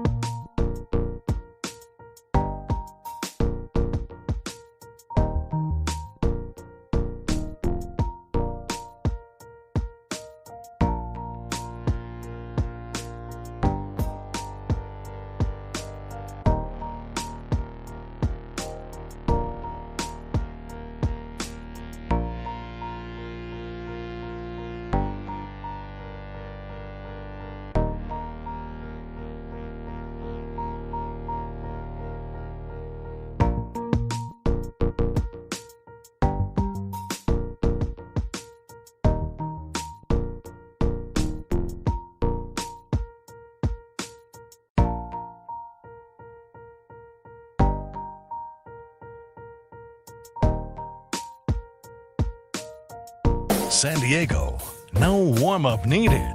If it matters in this city, you're hearing about it right here. The Michael King contract, super creative. I think it's a great win for the Padres. Real opinions, real takes, no wasted time. It has been the little things that have outdone San Diego State, and that's where they got to improve. Live and local on 97.3 The Fan. The Braden Surprenant Show starts now. New lunchtime hour on The Fan on a Thursday. We're broadcasting live from the Bill House Studios. We know how. We're going to take a break from our baseball coverage, which is presented by Xfinity. Baseball coverage on 97 through The Fan, presented by Xfinity. Score the most reliable Wi-Fi. One price, 5 years guaranteed. Xfinity. Imagine that. We're going to take a slight break to get to what else is going on in the sports world with today's Sports Thread. It's always blowing up with the biggest sports takes, debates, and breaking news. You got barbecue back there, and you didn't invite me? Yeah, we've got that too. Welcome to the Sports Thread, where we break down the top 5 stories in sports, just like you would with your crew. Oh, no! Disaster! What a bad idea! No filters, no silence, just real talk. All right, Frank, what we got going on today? I think we're going to talk about this a little bit more here coming up soon, but Number 1. Lakers ownership situation continues to get more and more complicated following Mark Walters' blockbuster sale of his majority stake to Bob Iger and Josh Kushner. 5 of the 6 Buss siblings have agreed to sell their remaining stake, while Jeannie Buss is the lone holdout challenging the sale. If the family stake is sold, Jeannie could be left with less than 3% ownership and would need to acquire more shares to maintain her role as Lakers governor. Meanwhile, minority owner Patrick Soon-Shiong, apologies, who owns 4%, says he has no intention of selling, removing another potential source of shares for Jeannie. If the Buss family eventually loses its ownership presence with Jeannie Buss holding a small stake, does that mark the end of the Lakers' connection with the Buss family, or should Jeannie find another way to remain in control of the franchise? Well, we talked about a lot of this on Tuesday. We do know that she's going to fight tooth and nail to maintain her governor status of the team, like their control person of the Lakers, because it's obviously big for her and the Buss family. I think a lot of this is just involved with the siblings getting her back after she kind of backstabbed a couple of them with the Walters sale in the first place. And this is why you don't want to burn bridges, including with your own family, because if she would have been cool about, like, she was in power and completely like shut down her brothers and stuff like that. Now, all of a sudden, she doesn't have the power, she claims she does, but it's going to go through, litigation and stuff like that. And now, all of a sudden, the family's like, oh, what are we going to help you out for? I mean, you totally hosed us in the first chance you could. So, I think it'd be kind of a shame. Obviously, it's kind of the Buss family is big with the Lakers, obviously, but I don't necessarily know Lakers fans to be that upset. I mean, it's been such a circus. They're probably willing to move on from this. But you know what? It would if the Buss family, and more importantly, Jeannie Buss, does not control the Lakers, it will be because of her own doing. Yeah, and even still, that's just, as you said, the side quest of this whole thing. The Mark Walters situation is just getting crazier and crazier by the day. And be careful about accounts out there that are just spewing information, just to spew information and get things going. You got to go with what is actually being reported.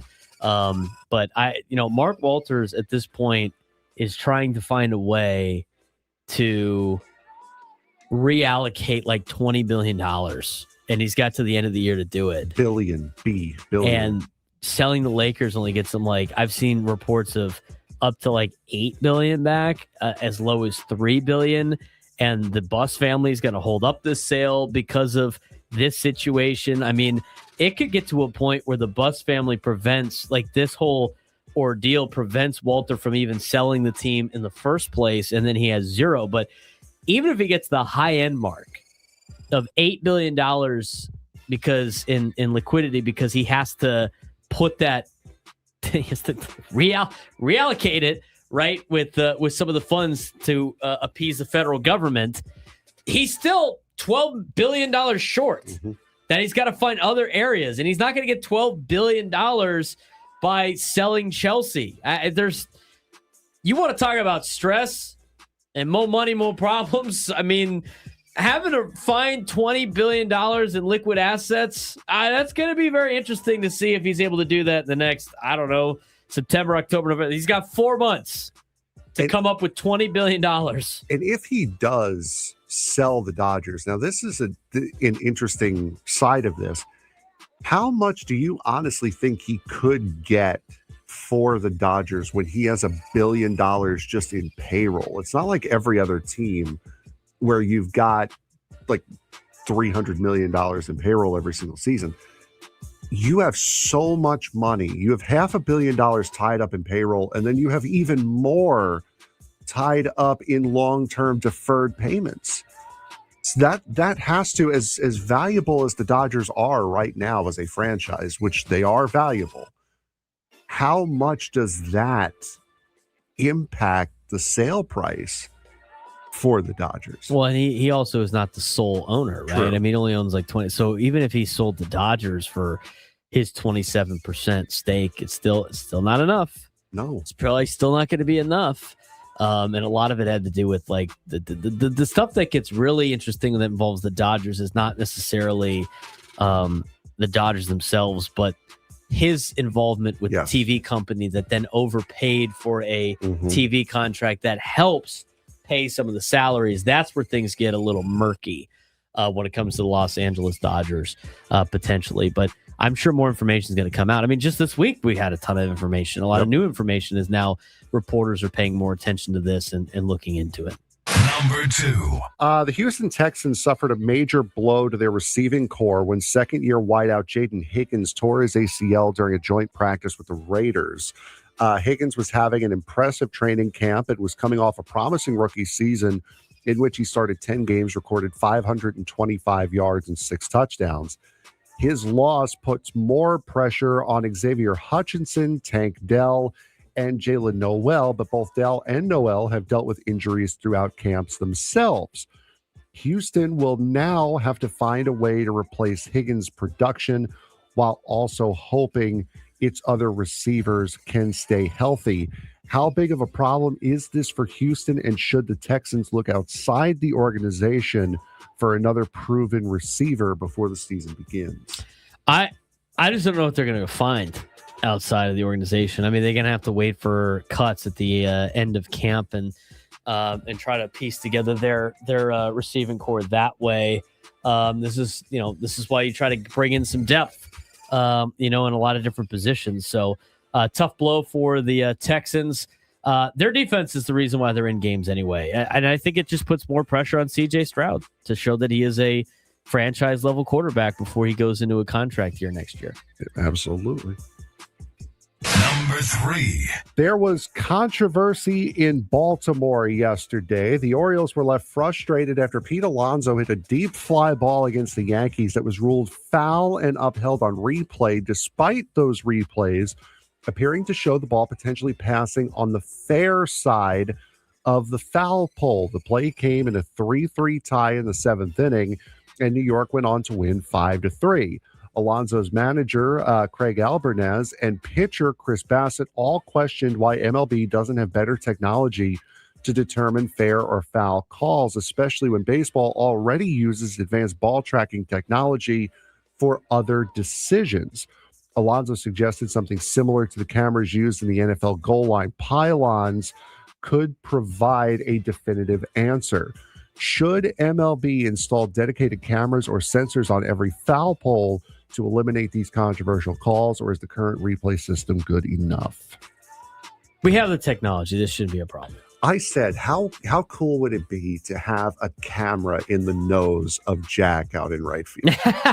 What kind of shot that would be? I'm surprised they haven't put a camera in Jack at this point. That's so cool. He has to be completely in fair territory, though, on the thing, just in case anybody gets up there. Well, no, if you have it in the middle, of the foul pole, and we've talked about this, if you have it in the middle of the foul pole, if it passes to the right, it's fair. If it passes to the left, it's foul. But if it hits Jack, that's the problem. Like, you would have to look to see where it hits Jack. Unless Jack is completely all, because if it hits Jack, would it be like hitting the foul pole? I mean, then it's going further outside the foul pole. So I don't understand why they put it completely in fair territory. To go back to what you're saying, though, I mean, we have ABS now. Soccer and tennis have their version of VAR in which they could track on and off sides and whether or not a ball is in or out. I mean, we have the technology to do it. I don't know why they haven't put a camera up there on the foul poles or down the foul lines or put in the technology. They have the ability to do it. And so at this point, you might as well do it. I mean, we're about to have the check swing, the ACS coming to Major League Baseball soon. It's already in the minor leagues. This is something that these are things that you have to get right. You don't want human error on fair or foul. And I think having, at least at the bare minimum, having cameras right down the line that are stationary should suffice. It really should. Cardinals not going away. The game was over. Center fielder dropped what would have been the game-winning catch. Is that what happened? Yes. Here he comes, coming in. He's calling off Friedel, and it goes off the end of his glove, and it scores 2 runs because Cincinnati was up 5-4. Game was over, and instead now they're losing. And now they got to go to the bottom of the ninth. That's the Cincinnati Reds for you. That hurts. Hurts a lot. They're not beating Arizona. Get ready for another Kirk Herbstreit rant about this. Oh team. my That'd be God, incredible. that is Number 4. That is terrible. Oklahoma is rewarding head coach Brent Venables with a new 6-year contract extension through 2031 after leading the Sooners to back-to-back national prominence. Venables guided OU to a 10-3 record in a college football playoff appearance in 2025. The program's first college football playoff berth since 2019, while also helping the Sooners thrive in their second season in the SEC with a 6-2 record in the conference. A major reason for the turnaround was Venables taking over defensive play calling as Oklahoma led the nation in tackles for loss and sacks, while finishing among the country's top defenses. After facing pressure following inconsistent seasons early in his tenure, Venables has reestablished stability and positioned the Sooners as a contender moving forward. Did Oklahoma make the right move by extending Venables now, or do coaches in today's college football landscape need a longer track record of success before receiving major extensions? I mean, at this point, does it really matter? I mean, if you want to get rid of them, you just pay them to go away. These schools have all this money, right? Allegedly. If you want to extend them and put the money out there like that, sure, go for it. I mean, I don't necessarily think that's the greatest of ideas. I do think that schools extend coaches way too fast. And they also fire coaches way too fast. I mean, just let it play out a little bit and see what you got over a couple of years. Obviously, a lot of coaches don't want to be in a lame duck period, which I get. And I'm sure their agents are very much involved. I don't necessarily think Oklahoma had to sign, Venables. I don't think Venables is a super hot commodity on the open coaching carousel. I'm sure he might be, but I don't. He's an okay coach. I'm sure he's a great defensive mind. I'm not sold that he is going to be better at Oklahoma than what Oklahoma was with Lincoln Riley. They've kind of been the same team. They called that a hit for Burleson? Went off the guy's glove. It went off of Tolia's glove. So back-to-back. No, Michael Tolia.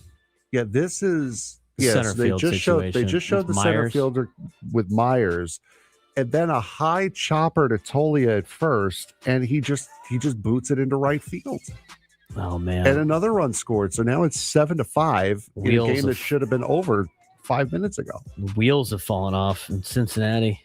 Number 5. Padres get to play them one more time. Yeah, in next road trip, as a matter of fact. The San Antonio City Council voted 6-5 against putting the city's $489 million contribution towards a new Spurs downtown arena to a public vote on the November ballot. That means the proposed $1.3 billion arena can move forward without city voters directly approving the funding. Bexar County voters have already approved $311 million in in-venue tax funding last year, while the Spurs have committed at least $500 million towards the project construction and any cost overruns. Supporters will say the project could transform downtown San Antonio, while opponents have raised concerns about the city's financial situation, including a projected $158 million deficit next year. Should San Antonio residents have been given the opportunity to vote on committing the public money to the Spurs' new arena, or is City Council right to move on with the referendum? Anytime, this is my own personal belief, anytime taxpayer money is used for stuff, it should be voted on by the taxpayers of whether or not it should be approved. 100%. That's everything. That's everything. Having 6 or 7 people in a council that are easily manipulated by personal gain on certain things should never say where tax money goes ever. And I don't even care if it benefits like things that I like, right? Like if the city council here in San Diego didn't have to put the Chargers Stadium to a vote and they just approved it, that would have been great. We probably would have kept the Chargers, but you probably you still don't want 6 people, 7 people, whatever it may be, determining where your taxes go or how much you get taxed on things. I think the people should be able to decide that, even though there's probably a lot of Spurs fans stoked about a new arena coming to town. And in Texas, it's a little bit different because of the fact that they don't have state income tax. Their taxes aren't nearly as high. Property tax is incredibly high there in Texas. But, based on taxes, if you're going to increase my taxes, I should have a say in it. Isn't there didn't we throw tea into a harbor for that? Isn't that why they threw like tea that? in a harbor? No taxation, no representation. I guess the city council represents some people, but if you're going to increase my taxes or decide where the money that I have to give you goes, I should have a say in the matter. That's my own personal belief on that. So I agree. I agree with anybody that's upset in San Antonio about this new deal.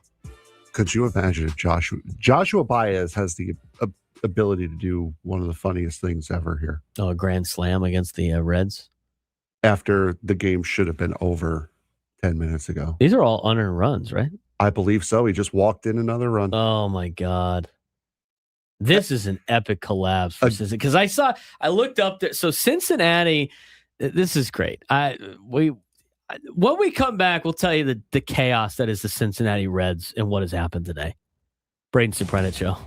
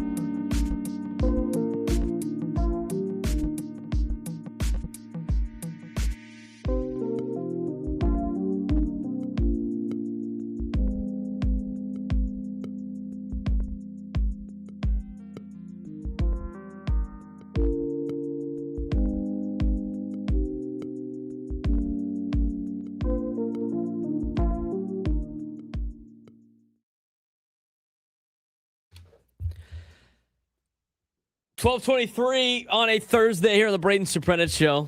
San Diego's #1 sports station, 97 through the Fan. We're live each and every day from 10 to 2. We'll be back again tomorrow with a preview of Padres and Twins. We will also have high school football action for you. I mentioned there's probably a game today. There is. There actually is a game today. Torrey Pines is playing today. They are going to be playing at Radford. I couldn't tell you where that is or who that is. But, they're in Honolulu. They're playing in Hawaii. A handful of teams are playing in Hawaii this week for San Diego. I think El Cap is in Hawaii. I've seen their social media posts. So they're out there in Hawaii. But Torrey Pines will play tonight in Hawaii. So a little bit of a later start time probably for them. I got a lot of good games coming up this weekend, or should I say tomorrow in week 0 of the high school football season. We'll talk about a lot of them tomorrow on the show. As we have some early rivalry games tomorrow. We got, some good non-sectional games tomorrow. We got some of the best teams in San Diego playing tomorrow. High school football is back tomorrow. We also will keep you posted on what's going on in the NFL and college football later on in the 1 o'clock hour, as well as tomorrow. But we have to talk about what's going on in Cincinnati right now. So this is going on in the Reds and Cardinals game. So it's the final game of the series. St. Louis, after today, I think they're playing Philly, and Arizona awaits Cincinnati. St. Louis jumped out to a 4-0 lead. They put up 1 run in the first, and then they put up 3 runs in the third, and they were up 4-0 in Cincinnati. Reds have a big 5-run 6th inning to take a 5-4 lead. They go 0s in the 7th, 0s in the 8th, and then the 9th inning happened. And in the 9th inning, the Reds go into the 9th inning with a 5-4 lead. They bring in Brock Burke to replace TJ Antoine. And the leadoff guy, Jose Fermin, gets a single to left field. 5-4, runner on first, nobody out. Then Brian Torres is hit by a pitch, and they got runners on first and second with nobody out. Blaze Jordan then flies out to center field. Fermin tagged, got the third. Brian Torres is the second. And now we got action here in the 9th inning. Tying run is at third. Go-ahead runs at second with an out in the 9th. Everson Pereira strikes out on a foul tip, and now there's runners on second and third and 2 outs. Do you want to go on it? Do you want to get the clip on MLB scores? Sure. See if you can grab it real quick. Just the we'll play the video and just have the audio in the background. You might have to play it real quick off air to see if they play an ad or something. But right now you have 2 outs and a runner on second and third in the 9th inning, and the Cincinnati Reds have a 5-4 lead, trying to get a victory against St. Louis, who has won the last couple of games. Was it on there? I'm looking. I had it on the all summary on the all moments. See if you can find it. If not, it's not a big deal. But it was just it's truly remarkable because JJ Weatherholt got to the dish, down 5-4, 2 outs in the 9th inning. Got the clip? Yeah, I got it. All right, here's what happened. Hold on. All I got the app muted just in case. All right. Go ahead. Here we go. A lot of room on the left side of the infield. The pitch. High fly toward left center. Friedel and Myers converge. Sunshine. A battle of ball dropped. 2 runs will score. Weatherholt at second. A gift. The Reds drop a fly ball that would have ended the game, and the Cardinals miraculously take the lead. Chip, you could see the trouble coming as those two are converging after the baseball the last second. They're both calling it. Friedel there and right off the glove in center. My goodness. Not only was that the last out of the game potentially, they were down to their final strike. Cardinals were down to their final strike. Weatherholt flew out to left center, except for Myers couldn't catch the ball. It went off the end of his glove. It scores 2 runs, and the Cardinals take a 6-5 lead in the 9th inning. Then they intentionally walk Ivan Herrera to put runners on first and second to try to get a force out, I guess. Alec Burleson then singled to score. J.J. Weatherholt makes it 7-5. I've got the call for this one, too, because this one was also a little nutty here. On the Alec Burleson one? Lock it down. That's going to be the job of, you'd assume, Riley O'Brien. That's going to skip into right field. Streaking around is Weatherholt. He is going to score without a throw. Good teams take advantage of other teams' mistakes. It's a 2-run lead all of a sudden. Michael Tolia booted it at first. Yeah, they didn't even mention that. That one went off of Tolia's glove on a high hop. So then you got like back-to-back errors. I didn't think they gave him an error for that. Maybe they did. No, that was a single for Burleson. So Burleson singles makes it 7-5. Jordan Walker walks to make it runners on first and second. To get the bases loaded. Joshua Baez then walks, scores a run. They walk in a run to make it 8-5. They bring in Zach Maxwell to replace Brock Burke. Jose Fermin comes up. He singles on a ground ball to make it 10-5, and then Mason Wynn is finally called out on strikes. Cardinals put up, what is that, a 5 spot or a 6 spot? They have a 6-run 9th inning to take a 10-5 lead in the top of the 9th inning. The Reds now have runners on first and second, 1 out, down 5 in the bottom of the 9th. Cardinals tried to sneak a pitcher in there, but now they got to get Riley O'Brien up and moving just in case they try to close out what has been literally a gift. The Cardinals, that was from Cardinals TV. Yeah, that was Chip Carey. Yes. Chip Carey said it. That was a gift from Myers. I mean, it was just like, it's a totally catchable ball for Myers, and it goes off the end of his glove. He was so upset that he took the dip out of his mouth and hucked and threw it on the ground. He was so upset. And now it's 10-5. I mean, you were 1 pitch away from winning 5-4 and avoiding getting swept by St. Louis, and instead you now go to the bottom of the 9th inning down 10-5. And that was after a Matt McClain grand slam in the 6th inning.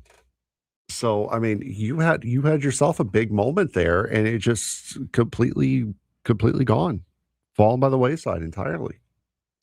The only game that the Reds won was on Monday. It was part of the doubleheader, but I don't necessarily know if that was from this series or a previous series on that deal. Cardinals won the first game. They lost the second game on Monday. They won the game on Tuesday, and I think they won yesterday too, as they play 5 games here in 4 days. No, Reds did win last night. All right, so they could have won a series today. We are also on no-hitter watch in Chicago on the south side as the Bravos are shutting out the White Sox right now. The American League is so interesting to me. You want to take a guess as to who the Brave pitcher throwing a no-hitter is right now? I have no idea. Grant Holmes. Wow. It's not Chris Sale. It's not a Spencer Strider. It's not it's not any of the normal Atlanta suspects. Braves. It's Grant Holmes. The American League is no bueno. I mean, the White Sox are 6 games up, 6 games over 500 in a division leading spot. The Astros are only a game above 500 on a division leading spot.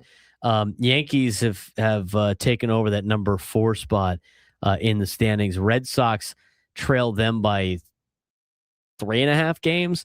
And they have a 5.5 game lead on Minnesota. But look at Minnesota's got the last spot in the American League wildcard right now.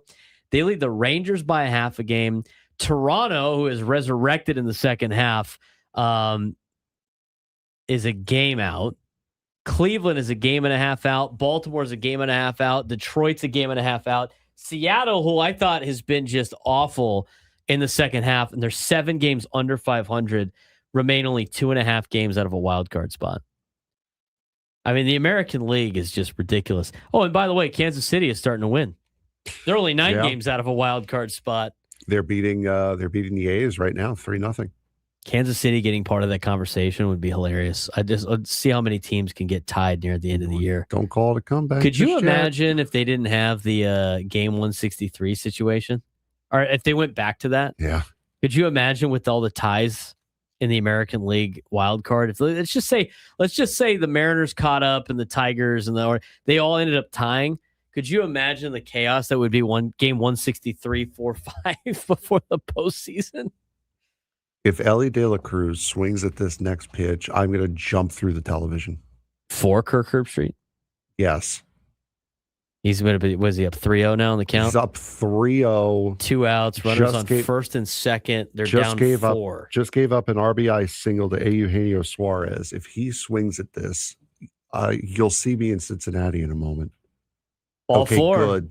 Bases loaded. Don't call it a comeback, boys. We'll let you know what they did when we come back.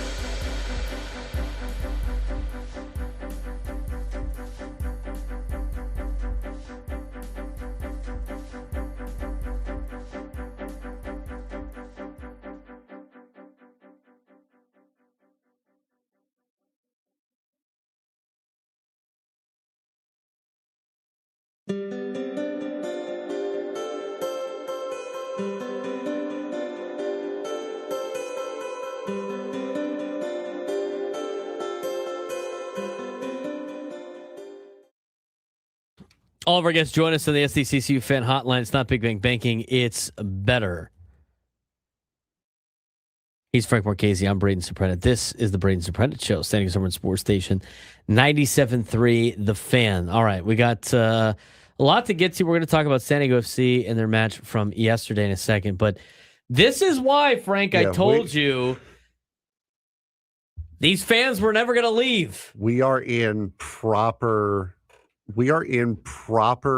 Central Division afternoon midweek baseball shenanigans right here. It's the Reds, who were down 10-5 after making an error with 2 outs and potentially winning the game at the top of the ninth, and then giving up 6 runs to be down 10-5, have made it 10-8 in the bottom of the ninth. Bases loaded, 2 outs. And Riley O'Brien has gotten a little wild. He just walked the bases loaded and now falls down 2-0 to Stevenson. It's just a remarkable game today. Don't you dare swing. You do not swing until you get a strike on you at this point. Don't you dare. You sounded like Coach Hines from Mad TV on that one. And it's now 3-0. I can't believe it. The Reds win this is why, game. But this is why you don't get stuff like this in the American League Central. The American League Central is the most boring baseball product on the planet. The National League Central, you get some action every once in a while. Locked in now, boys. Cardinals and Reds, you never know. And he just walked in a run. It's now 10-9. Bases loaded for Matt McClain, who has a grand slam in this game. Oh, by the way. Oh, yeah, that's right. He had a grand slam to give the Reds a 5-4 lead. Truly remarkable. Ruh-roh. Truly remarkable. This is going to be a must finish, but we do have to talk about San Diego FC and what happened yesterday, Frank. Didn't play very well, ended up dropping the game to Portland, which is a tough loss for them.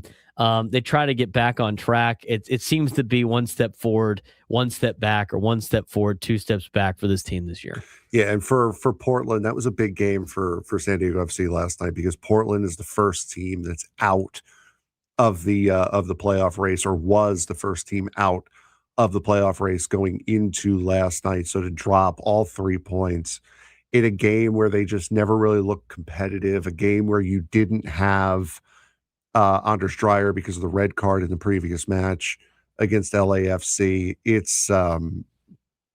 it was not a good night for San Diego FC. The good news is they have a chance this weekend to get it back. Yeah, and this weekend, hopefully they can bounce back a little bit. But last night, it really didn't seem like they had anything going. As what a letdown!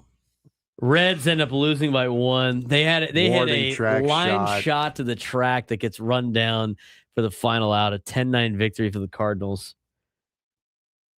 Truly amazing. Oh, that stinks. Oh, that's terrible.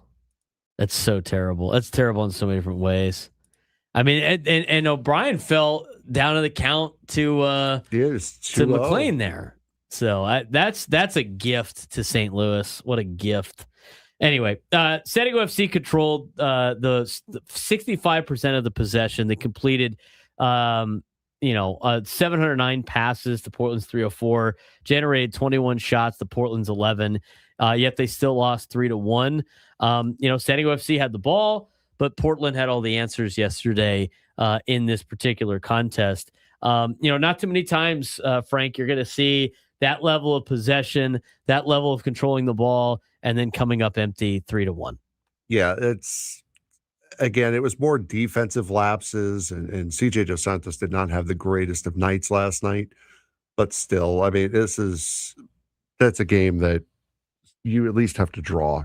Portland's a very tough place to go in and play, but it's crucial for your season. You need a point there. Still a lot of time left, yes, but I mean it's starting to run out. I mean, San Diego even had 7 corner kicks to Portland having 0. Yeah.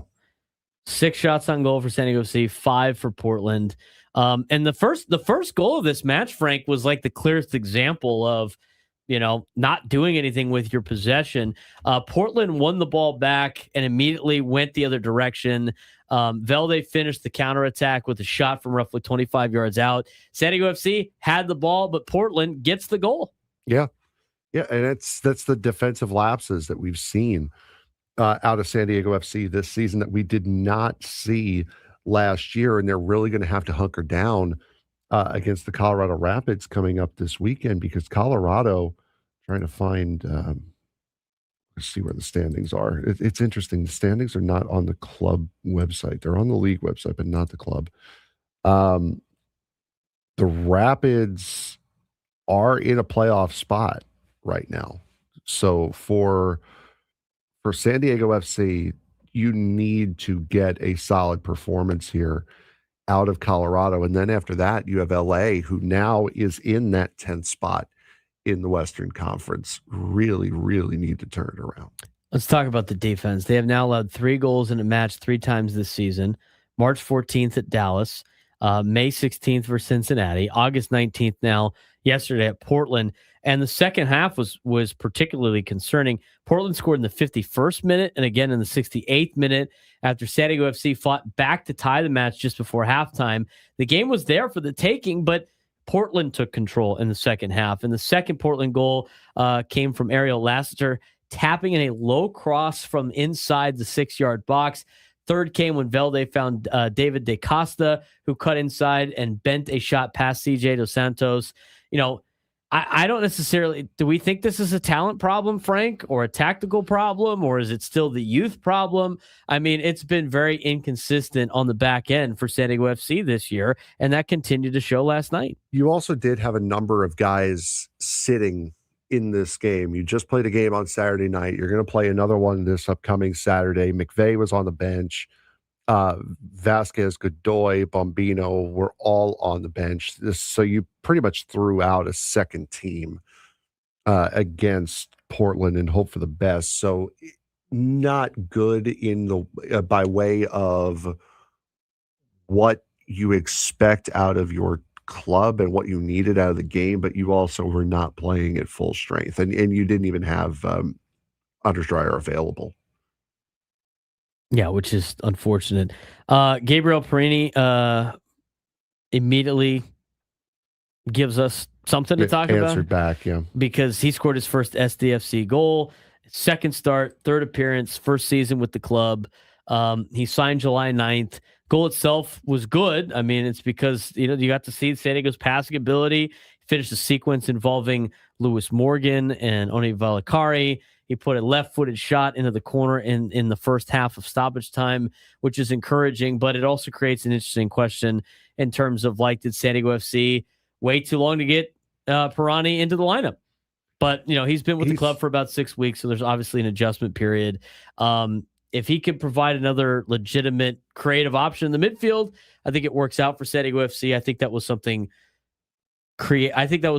of positive note to talk about when it comes to last night. And he's got 14 goals in his career, played with DC United these last couple of years, including at the beginning of this season where he only made 6 starts and 7 appearances. So Perini, young Brazilian midfielder, he's only 24.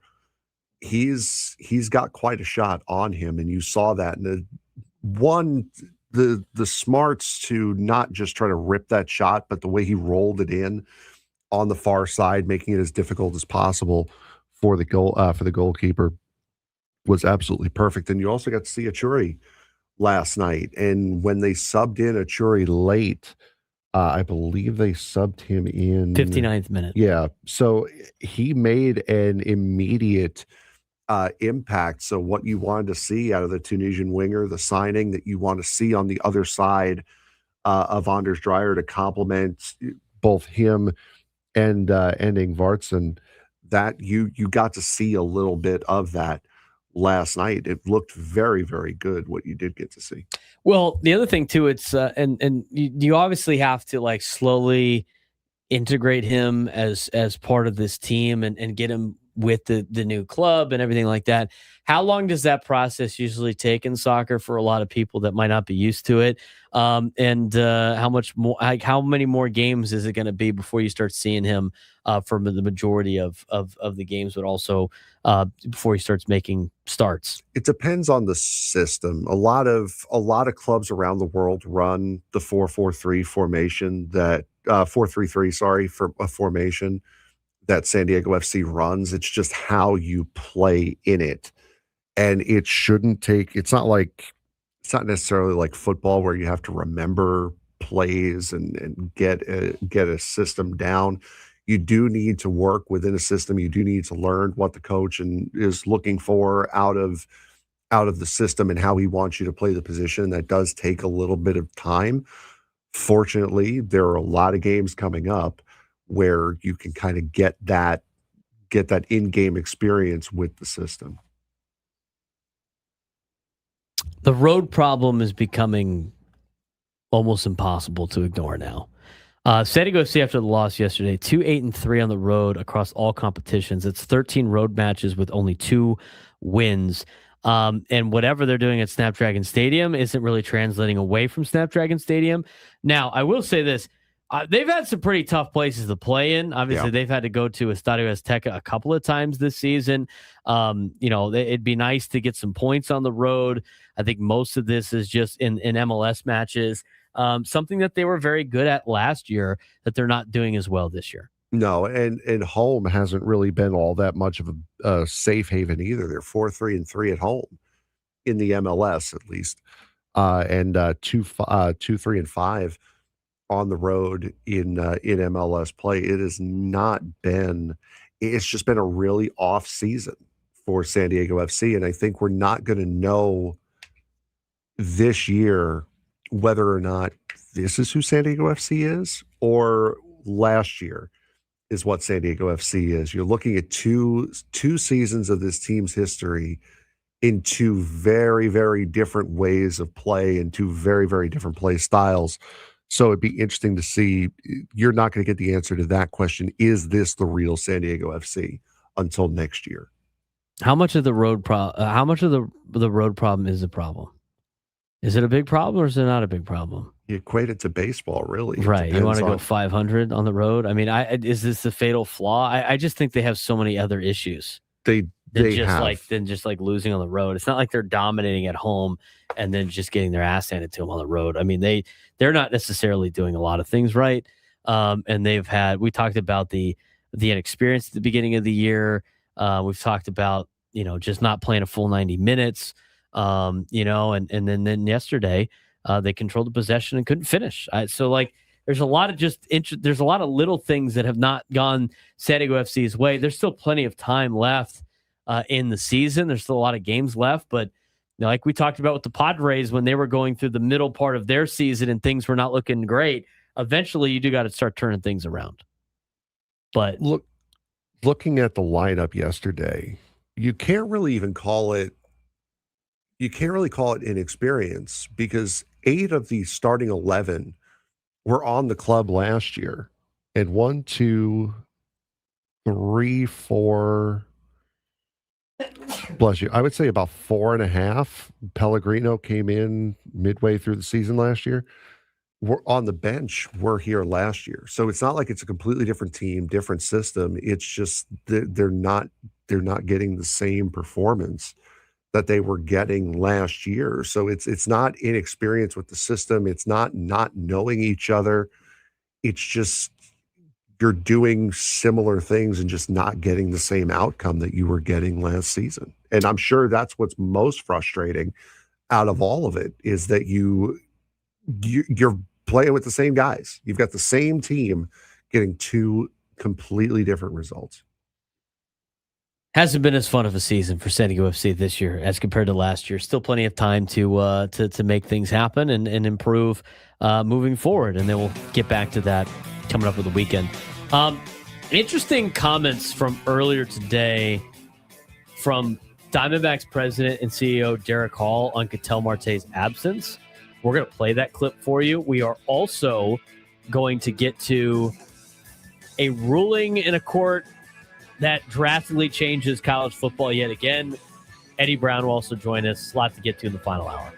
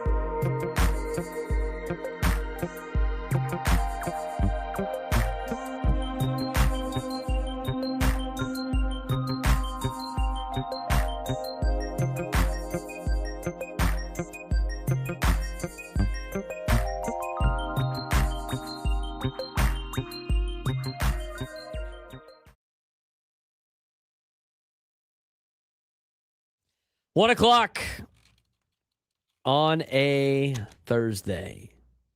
Got NFL football back today. We're going to talk NFL football in just a little bit. We're going to get you the fantasy football report with Eddie Brown. We're going to talk how to get prepared for your draft coming up. You know what? I got not a bone to pick, but I will say this. So we have our work league here, Frank, which is like kind of half of the work and half of people that don't work here. Yeah. And Tony Gwynn Jr. is the commissioner of the league. Elo's in the league. Scraby's in the league. John Flint from KSON is in the league. Wait a minute. Hold on. Let me guess. Elo, Tony, and Scraby are 1, 2, and 3. Per what? For the draft. Oh, order. no.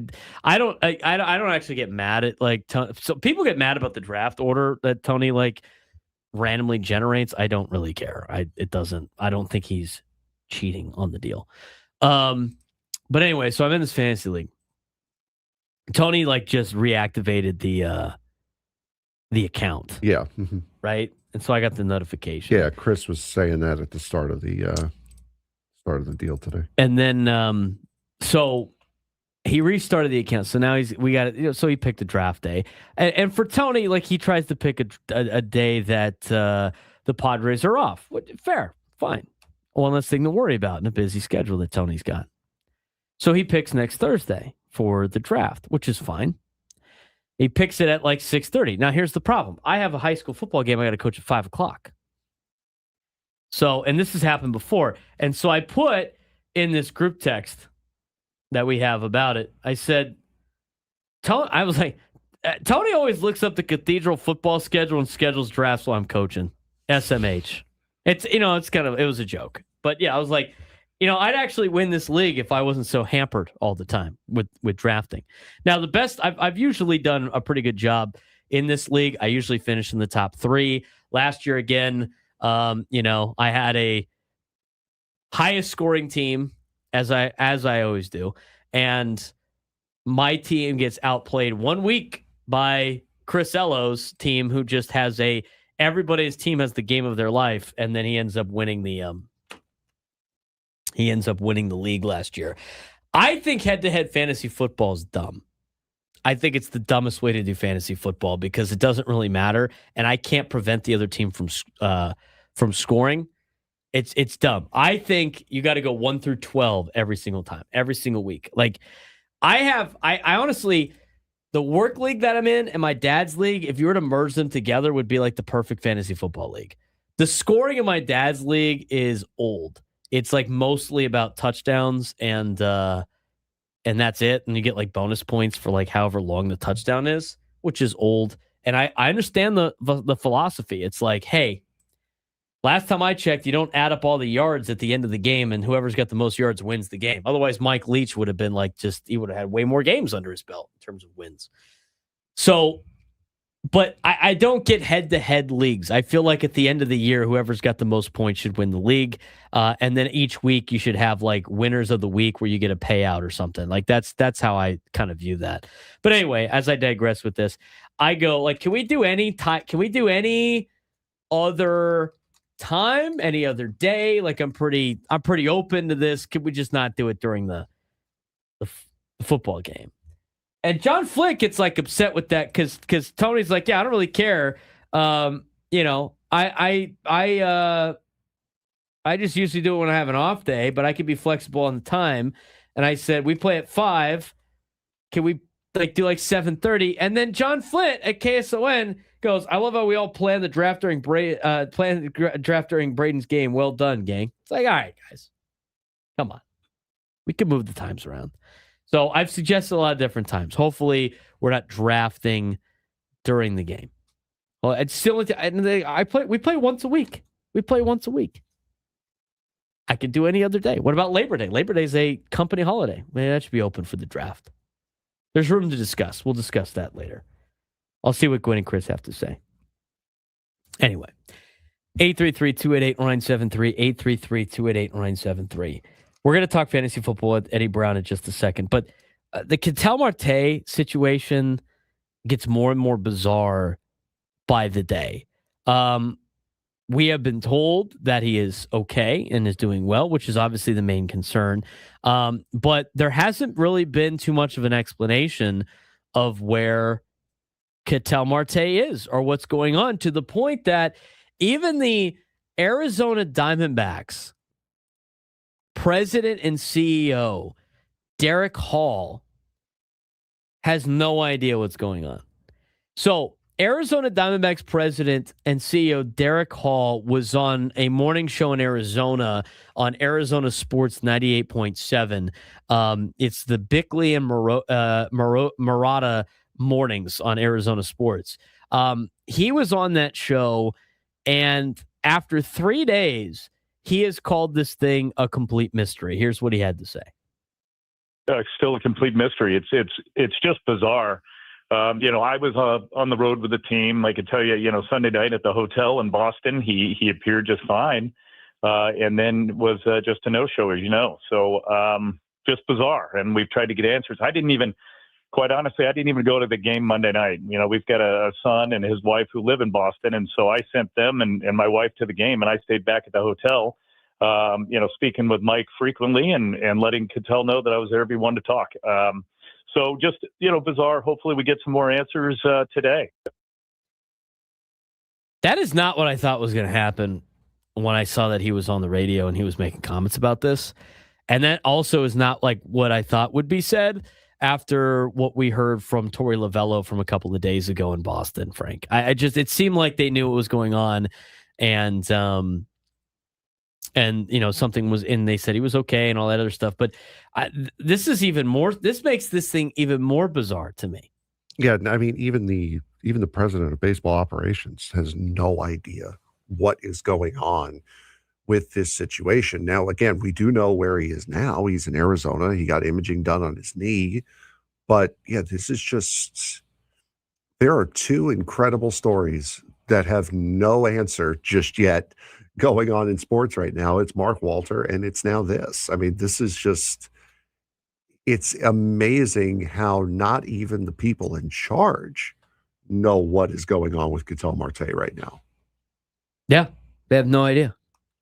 It's just like super shocking. Now, he goes on to talk about like willing to move past this and this latest incident, but they're still looking for reasons.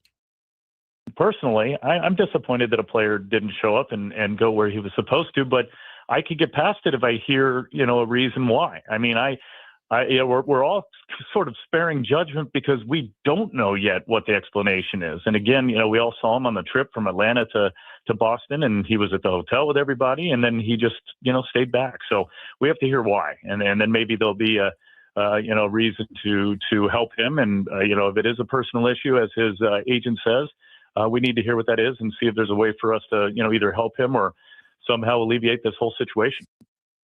I mean, that doesn't sound like he's coming back anytime soon. No, that sounds like he's out.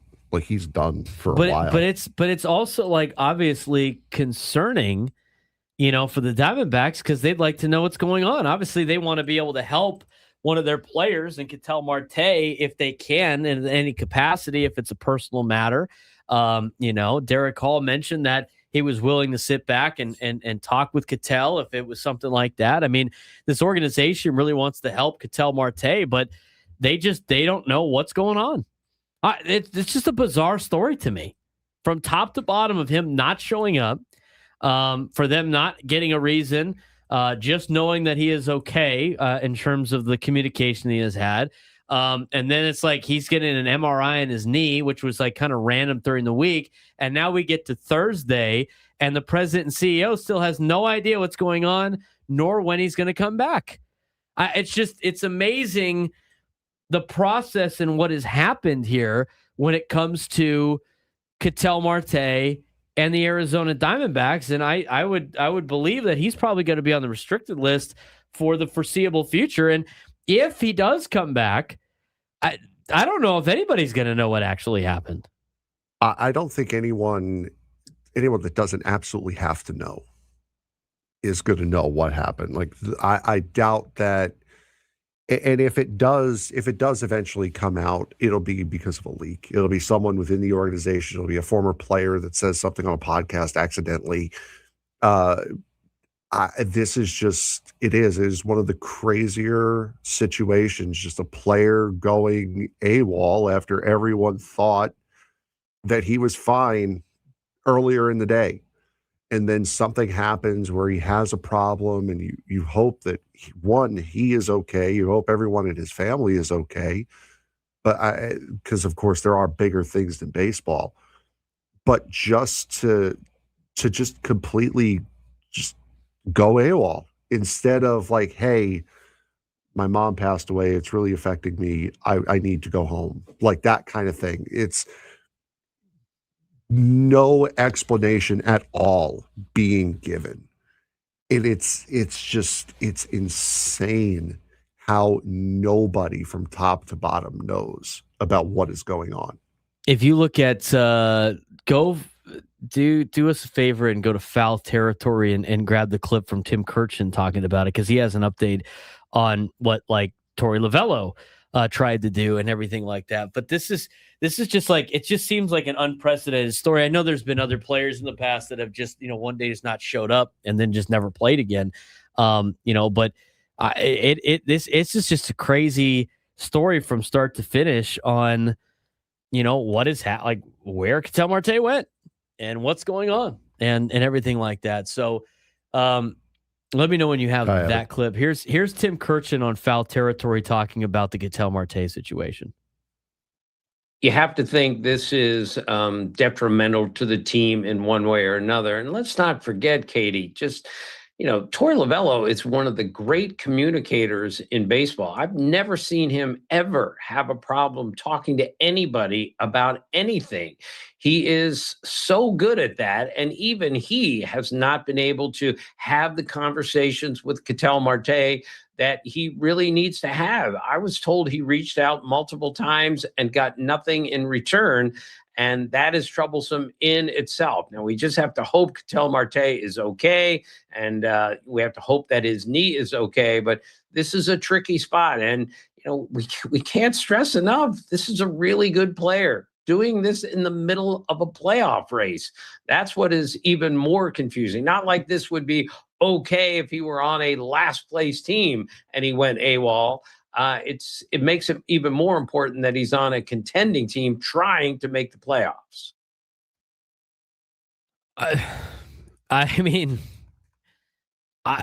You almost feel like the guy, you don't want to speculate. But you feel like he's almost just in like so much, he might be in like just so much trouble that he just doesn't want to say anything. It's just, it is just truly a bizarre story that they won't know. And this is different from like the Yu Darvish situation, right? Like Yu Darvish was in open communication with the San Diego Padres about a personal matter he had to attend to. And that's why he was placed on the restricted list. He offered to be placed on the restricted list so he didn't get paid. But there was like this communication with you and the Padres, and it wasn't like some mystery of what was going on with him. And it was personal information that we didn't need to know. But the fact that he's keeping the Diamondbacks in the dark is going to raise a lot of questions and eyebrows, especially when people ask the Arizona Diamondbacks, like, what's going on? Where's Ketel? Have you heard back from him? And Torey Lovullo has not gotten anything back. And Derek Hall, the president and CEO, has no idea what's going on with Ketel Marte. It becomes it's not only a interesting story, it's a very scary situation that could be involving Ketel Marte. And yes, they say he's fine and we don't know what's going on, but until you get any type of like better answers from the Arizona Diamondbacks, I think it is a little concerning to know that Ketel Marte is not with the organization right now. And again, that is pure speculation. And the reason why that is pure speculation is because no one knows what is actually going on. So it is scary to think about that, but it also, I've done my fair share of stupid stuff. And I tried to fix it on my own. And when you know who won the pony, it just made it worse. Sometimes it doesn't matter how bad of a situation you're in, how bad it may look, how embarrassing or it may be, sometimes the best course of action is to just swallow that pride and ask for help, if that is the case, because other people can help you get out or find a way out of a sticky situation if you may find yourself in it. But again, that also might not be his issue. He might not be in a bad spot. It's just we need somebody that can help him needs to know what's going on. Right.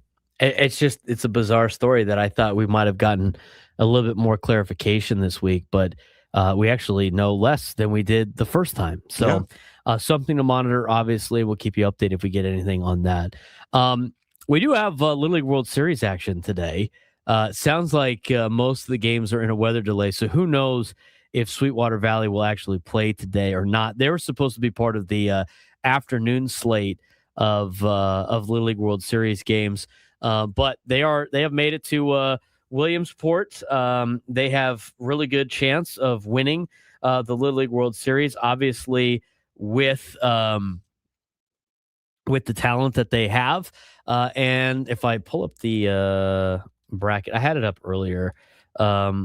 We've already had a couple of games yesterday. How about did you watch any of the games yesterday? I had it on during the day off.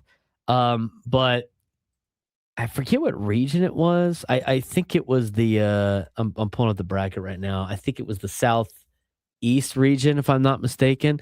From Alabama. They have a girl on their team. There's a couple of girls that play. Yes, I did see her. She was mowing down Northwest. Yes. Yeah, that was from the Southeast. They ended up losing an extra innings 2-0. Her pitch count got up. She had a no-hitter through like 4 or 5 innings. Yeah, she was rolling yesterday. And then she was making all the plays at shortstop when she had an opportunity. Northwest beat Southeast 2-0. Metro knocked off New England 2-1. Today it is I think all the times are Eastern time, if I'm not mistaken.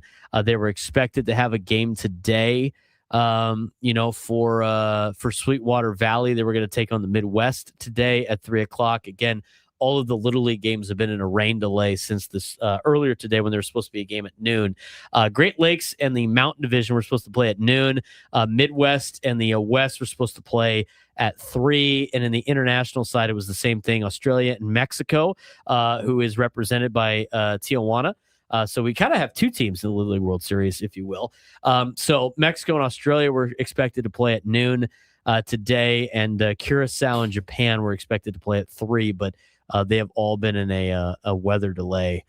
So we'll keep you updated if they get those games underway. If not, if they actually end up playing some games later on tonight, it will be just later in the afternoon. But Sweetwater Valley expected to hopefully make their Little League World Series debut, or should I say start, tonight against the Midwest.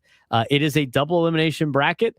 They used to do pool play, but it's a double elimination bracket, and they're going to play their first game hopefully today at 3:00. We'll keep you updated on that one. When we come back, Eddie Brown will join us. We'll talk a little fantasy football with him, and then we'll continue with some other news in the NFL to finish up the show. Braden Surprenant Show, Setting Zone Sports Station 97 through the Fan.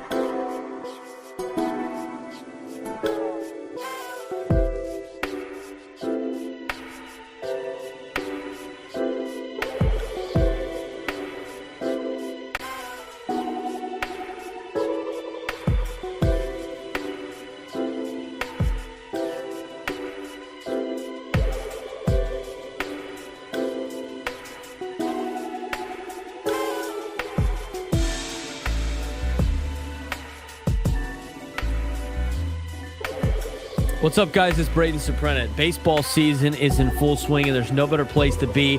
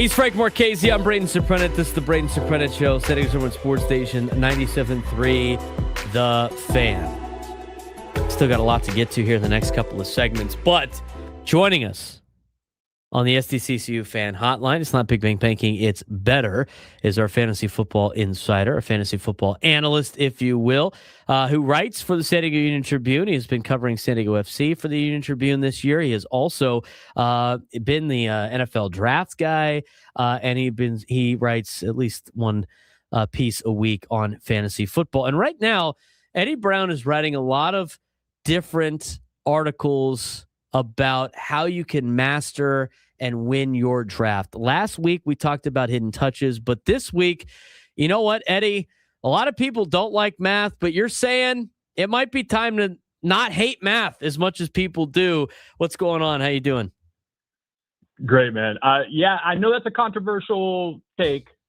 I'm probably in the minority there. I'm just saying, look, if we trust math to land airplanes and predict storms and send, spacecraft where we want them, we could probably trust it to help decide between two receivers in the middle rounds of your fantasy draft. That's all I'm saying. You know what? We got it. You're talking to a large baseball audience, Eddie, and you kind of have to do math to be a baseball fan. Fantasy football in itself is basically math. You should embrace the math. And that was the whole point of your article this week. I mean, you make the point that fantasy football still starts with opportunity, but advanced metrics can help separate sustainable production from just statistical junk food, if you will. How should fantasy managers balance those two things when they're thinking about the draft and thinking about building their roster this year? Yeah, well, I mean, I kind of got to this point to where you have to dig a little deeper to see where opportunity is going to be, or better yet, what players are going to be able to take advantage of the opportunity when they get it. And that's, I think, where advanced metrics really kind of steps in. One of the stats that I mentioned was, EPA per dropback, right? I'm talking about, how efficient quarterbacks can sustain drives and, reach the red zone more often and create more touchdown opportunities for everybody around them, and how fantasy points tend to kind of pull with efficient offenses. Well, if you were unsure last year, say you wanted to trade for Drake May early on and you weren't sure that he was going to keep it going, you weren't sold on the breakout, you thought maybe he was a year early or something. All the advanced metrics last year said that, nope, he's for real. This is the real deal. This is who he is. He's just got there quicker than what a lot of us thought he might. So that's where following these types of statistics can help you really have an advantage outside of just looking at, okay, this is how many yards the guy has, this is how many interceptions he's thrown. That doesn't really tell the full story. And you're talking specifically about quarterbacks there, but if you could tell fantasy managers to pay attention to just one of the 9 metrics in your article, which one is the most important? Which one would you choose and why? Well, I think I'd actually say there's probably 2 or 3 that really, really highlight what we're talking about. One thing is opportunity share for running backs.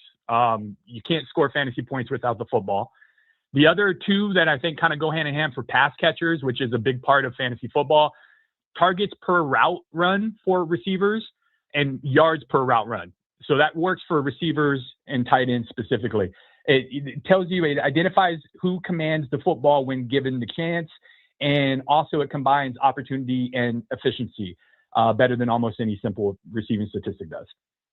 We're talking with Eddie Brown, who's our fantasy football insider, as he covers and writes a lot of fantasy news and notes for the San Diego Union Tribune. He has covered San Diego FC. He is a utility man for Ryan Finley over there at the Union Tribune. Let's talk about running backs. You highlighted rushing yards over expected, missed tackles, forced and opportunity share. How do you distinguish between a back who is genuinely creating yards on his own and a back who is simply benefiting from great blocking and a massive workload? Yeah, I mean, that's where something like missed tackles forced rate comes in, right? It measures how often a runner makes a defender miss. It's especially useful for when poor blocking distorts yards per carry. You might look at somebody I think Ashton Genty would probably be a really great example from last year. He only averaged 3.6 or 3.7 yards per carry. That doesn't look great, especially for somebody who went in the top 5. But if you look at all the underlying metrics, he was way, way ahead of the pack, or at least most, on how he was able to produce counterproductive to the offensive line that he was playing behind. And that's, I think when you factor in his opportunity share, he was among the leaders, right up there with somebody like Jonathan Taylor last year as well. So if the line in Las Vegas improves just a little bit, or if they're just, mediocre, I think, he's going to produce in a major way. I think it separates the talent from the talent that he's playing around. Last one in terms of the metrics, and then we'll go into some more basic strategies for the draft, obviously, with a lot of people, probably in fantasy draft mode right now. But you mentioned air yard share as a way to identify potential fantasy production before it appears in the box score, like a lot of the stats that you have just mentioned. How should fantasy managers use that metric differently from target share? And can a player have high air yard share that actually makes you less confident in his fantasy outlook? That's a good question. First off, it basically tells you who the team is taking shots with. So a good example of that would be somebody like George Pickens. I think that's somebody, like, when he was in Pittsburgh, we all saw, like, oh, he's dominating air yard share. And so if they really ever get into like a pass, focused offense, that's a player that potentially is going to, take off. And then he gets to Dallas and he gets in a situation where, CeeDee Lamb's not healthy all the time, and they are a pass first offense. And he ended up with roughly about a third of the air yard share in Dallas, and see the type of season that he had. So I think it really, it identifies players that are going to be the alphas in that pass game. You see guys like JSN and Nakua, like those guys dominate their team's, air yard share. Tet McMillan is somebody that in Carolina that dominated his air yard share as a rookie last year. He was a tick below JSN. So that's somebody I would keep an eye on this year, and just kind of focus to see if Carolina is able to take a step forward in that pass game behind Bryce Young. I think it sometimes it can be empty, because if somebody never pays off that, I think it says more maybe about the offense, and it kind of requires you to see, okay, well, if he gets in a different situation, maybe I can take a chance on him. We're talking with Eddie Brown, fantasy football insider, who joins us a lot on Thursdays, get you ready for your lineups. But right now in the month of August, with preseason week number 2 happening and kicking off tonight, we get you ready for your fantasy football draft. So, you mentioned a lot of different advanced numbers, and, maybe there's people driving around right now, Eddie, that want to use some of this to get an edge in their fantasy football draft. Where's the best area? Where can you find this information? Are they in some of those preseason magazines? Do you have this information posted? Where do you find these advanced metrics? As a baseball audience that we have, we know how to go to Fangraphs and a lot of the different baseball websites like Baseball Savant. Where do you get the analytics numbers that you're pulling from here with the NFL? There's really a lot of good sources out there. I think Pro Football Focus is probably one of the preeminent leaders in that category. I think they got ahead of the curve probably about a decade ago or so, and they've been building on top of that. I think magazines, they incorporate, there's some writers in magazines that incorporate a little bit of it, and they might break out something kind of like what I did in the paper. But overall, that's not their focus. Their focus is basically rankings and like, hey, here, if you just want to grab something and say, who's the top 10 running backs, here you go. But yeah, Pro Football Focus is one place that I definitely go to. I think Fantasy Stats Data does a really good job of that. There's a bunch of different websites that focus on it, and they're just kind of sprouting up all over the place these days. So just kind of find one that you can trust and kind of stick with it and see how it plays out. But the difference is there's a lot. I think what I tried to do this week was kind of narrow the thing, because just like baseball, at some point analytics it's just all over the place, and it's telling you everything. And even analytics can kind of dig a little deeper than what you need it to go, and you kind of end up falling down a rabbit hole. So these specific statistics are the ones that are kind of actionable, I think. And if you come across a good writer that happens to have a good explanation for another statistic I didn't include, then maybe that's worth using as well. Last thing for you, Eddie, we'll talk more about draft strategy next week as, going into the next couple of weeks. There's probably drafts will start to heighten a little bit. And we'll kind of talk about what's trending.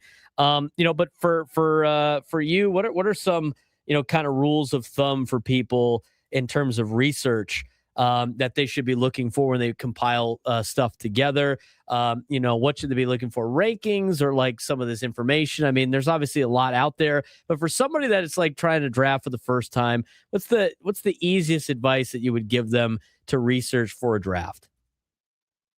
That's a good question. Rankings is a good place to start if you're just starting out, because a lot of the rankings are highly sourced and there's a lot of work that goes into them. So if you're just trying to I want a top 5 quarterback and I want a top, 10 wide receiver and stuff like that, rankings are a good thing to study, especially average draft position, because that's basically telling you what everybody else is doing. It's not just saying these are our rankings. They're taking, data from all the other drafts that are going on and all the mock drafts, all the league drafts that are already happening online, and they're formulating their list that way. So that's a good way. Average draft position rankings is a good way to determine that. I'm also paying attention to injuries, because right now you talk about opportunity. If somebody gets hurt right now, then it's all about like, okay, well, who's the next man up, and trying to figure out, where that person is probably worth drafting on the fly, because everybody's going to have to adjust the same way as far as, people in your league. We're going to all have to decide like, well, Alvin Kamara is, probably going to miss the first month. So does that mean I should draft Devin Neal as Travis Etienne's handcuff? We're going to have to decide those decisions. Pay attention to the injury report.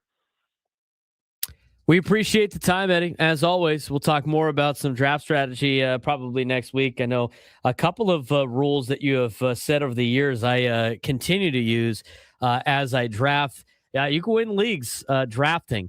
And it's a big portion of fantasy football, not just living on the waiver wire. So we'll talk more about that next week. We appreciate the time and enjoy the football tonight.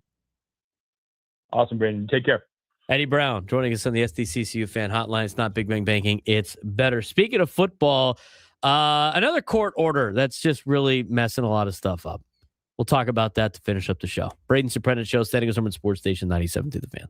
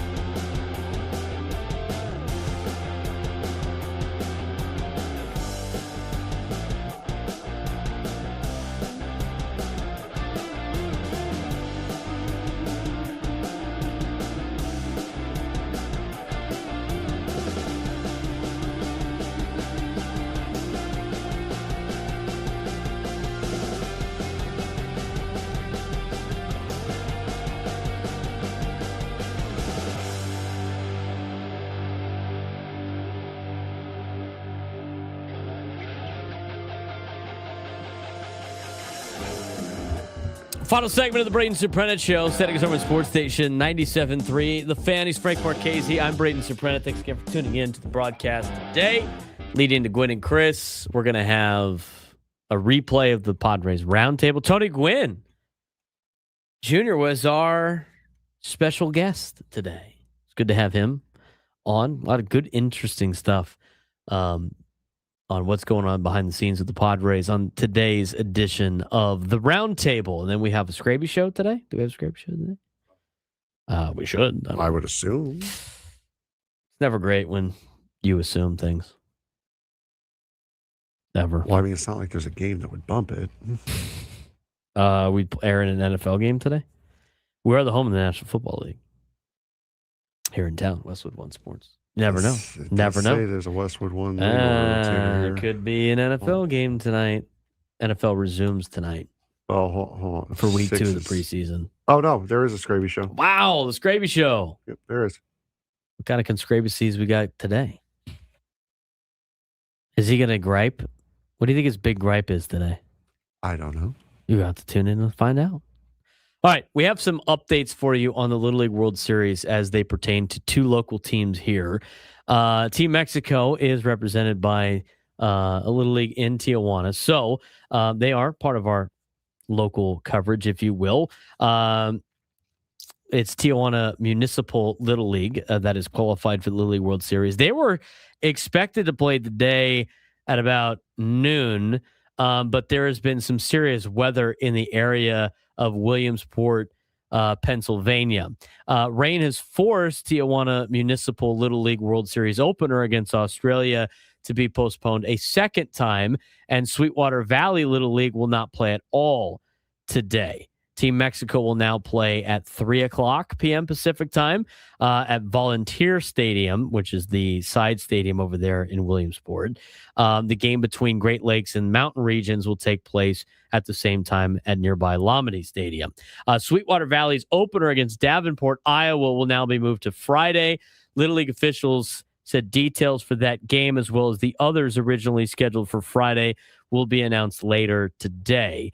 The 2 team schedules had been in flux since early this morning, with Little League officials initially announcing 3-hour delays for Tijuana Municipal to noon and Sweetwater Valley to 3. Then more rain came, forcing further delays.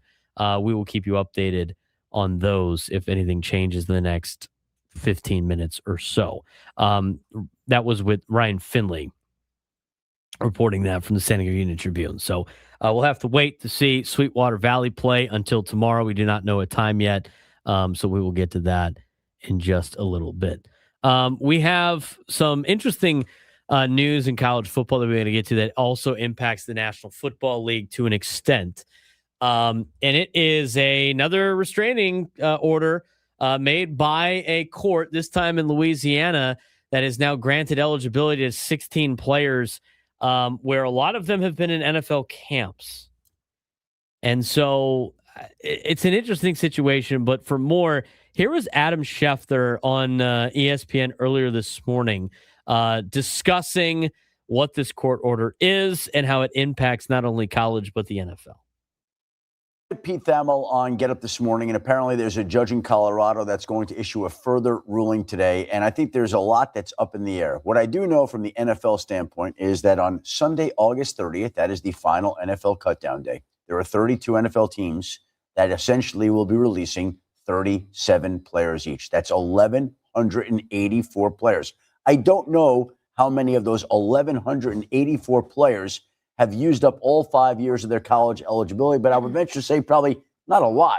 So you're talking about the prospect of multiple players who don't make it on the NFL rosters, then having the option, potentially, of going back to play in college football. And then there'll be cases where even a player who has the chance to join a NFL practice squad or even an active roster at the veteran minimum might opt to go back to college football. So college football programs now, as Pete Thamel alluded to, are actually looking at NFL teams and studying preseason tape to figure out how they might round out their roster. And if they're bringing in NFL players on September 1st, then that means they're cutting some players from their college programs.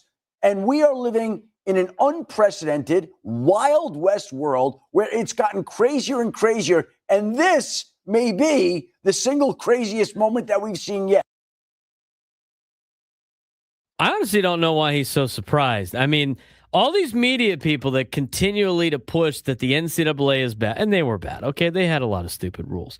But that for every one of them to push like these athletes need to get paid and everything like that, we tried to warn you like 3 or 4 years ago. Like, you're opening up Pandora's box. You don't know what the unintended consequences are.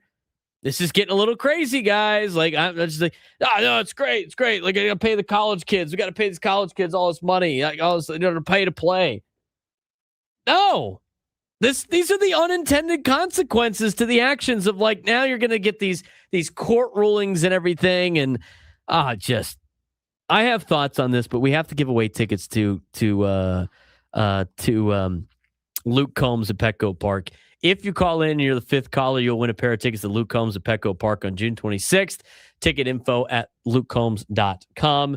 I know there's another day of pre-sale today, so if you missed out on the couple of pre-sales and you still want to go to the concert next June, on June 26th, 5th caller, 833-288-0973, 833-288-0973, 5th caller, and you'll win a pair of tickets to next year's concert. Luke Combs at Petco Park.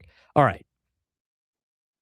As that's going on, I have to say here, like, this is like, I don't want to say I told you so, but I'm going to have a little bit of I told you so on the idea of paying players to play football at the college level. There were going to be unintended consequences for these actions, and we're starting to see more and more of these unintended consequences. Now, I am not in the party of, like, you should never pay these college kids, period. No, I'm totally okay with them getting a free lunch. I'm totally okay with them getting some benefits of having to basically have a full-time job as a college student where they cannot go get a full-time job that pays. Them having to give up a YouTube channel, and I'm just using this specifically, giving up a YouTube channel that you're making money on in order to play college athletics was ultimately stupid. Like, that all needed to be fixed. But you could have just, I don't know, put in rules, and you could have got in front of this thing instead of just denying it until you were forced to do something by court order. And now you have a situation where, speaking of court orders, they have ruled that 16 players are eligible because they had not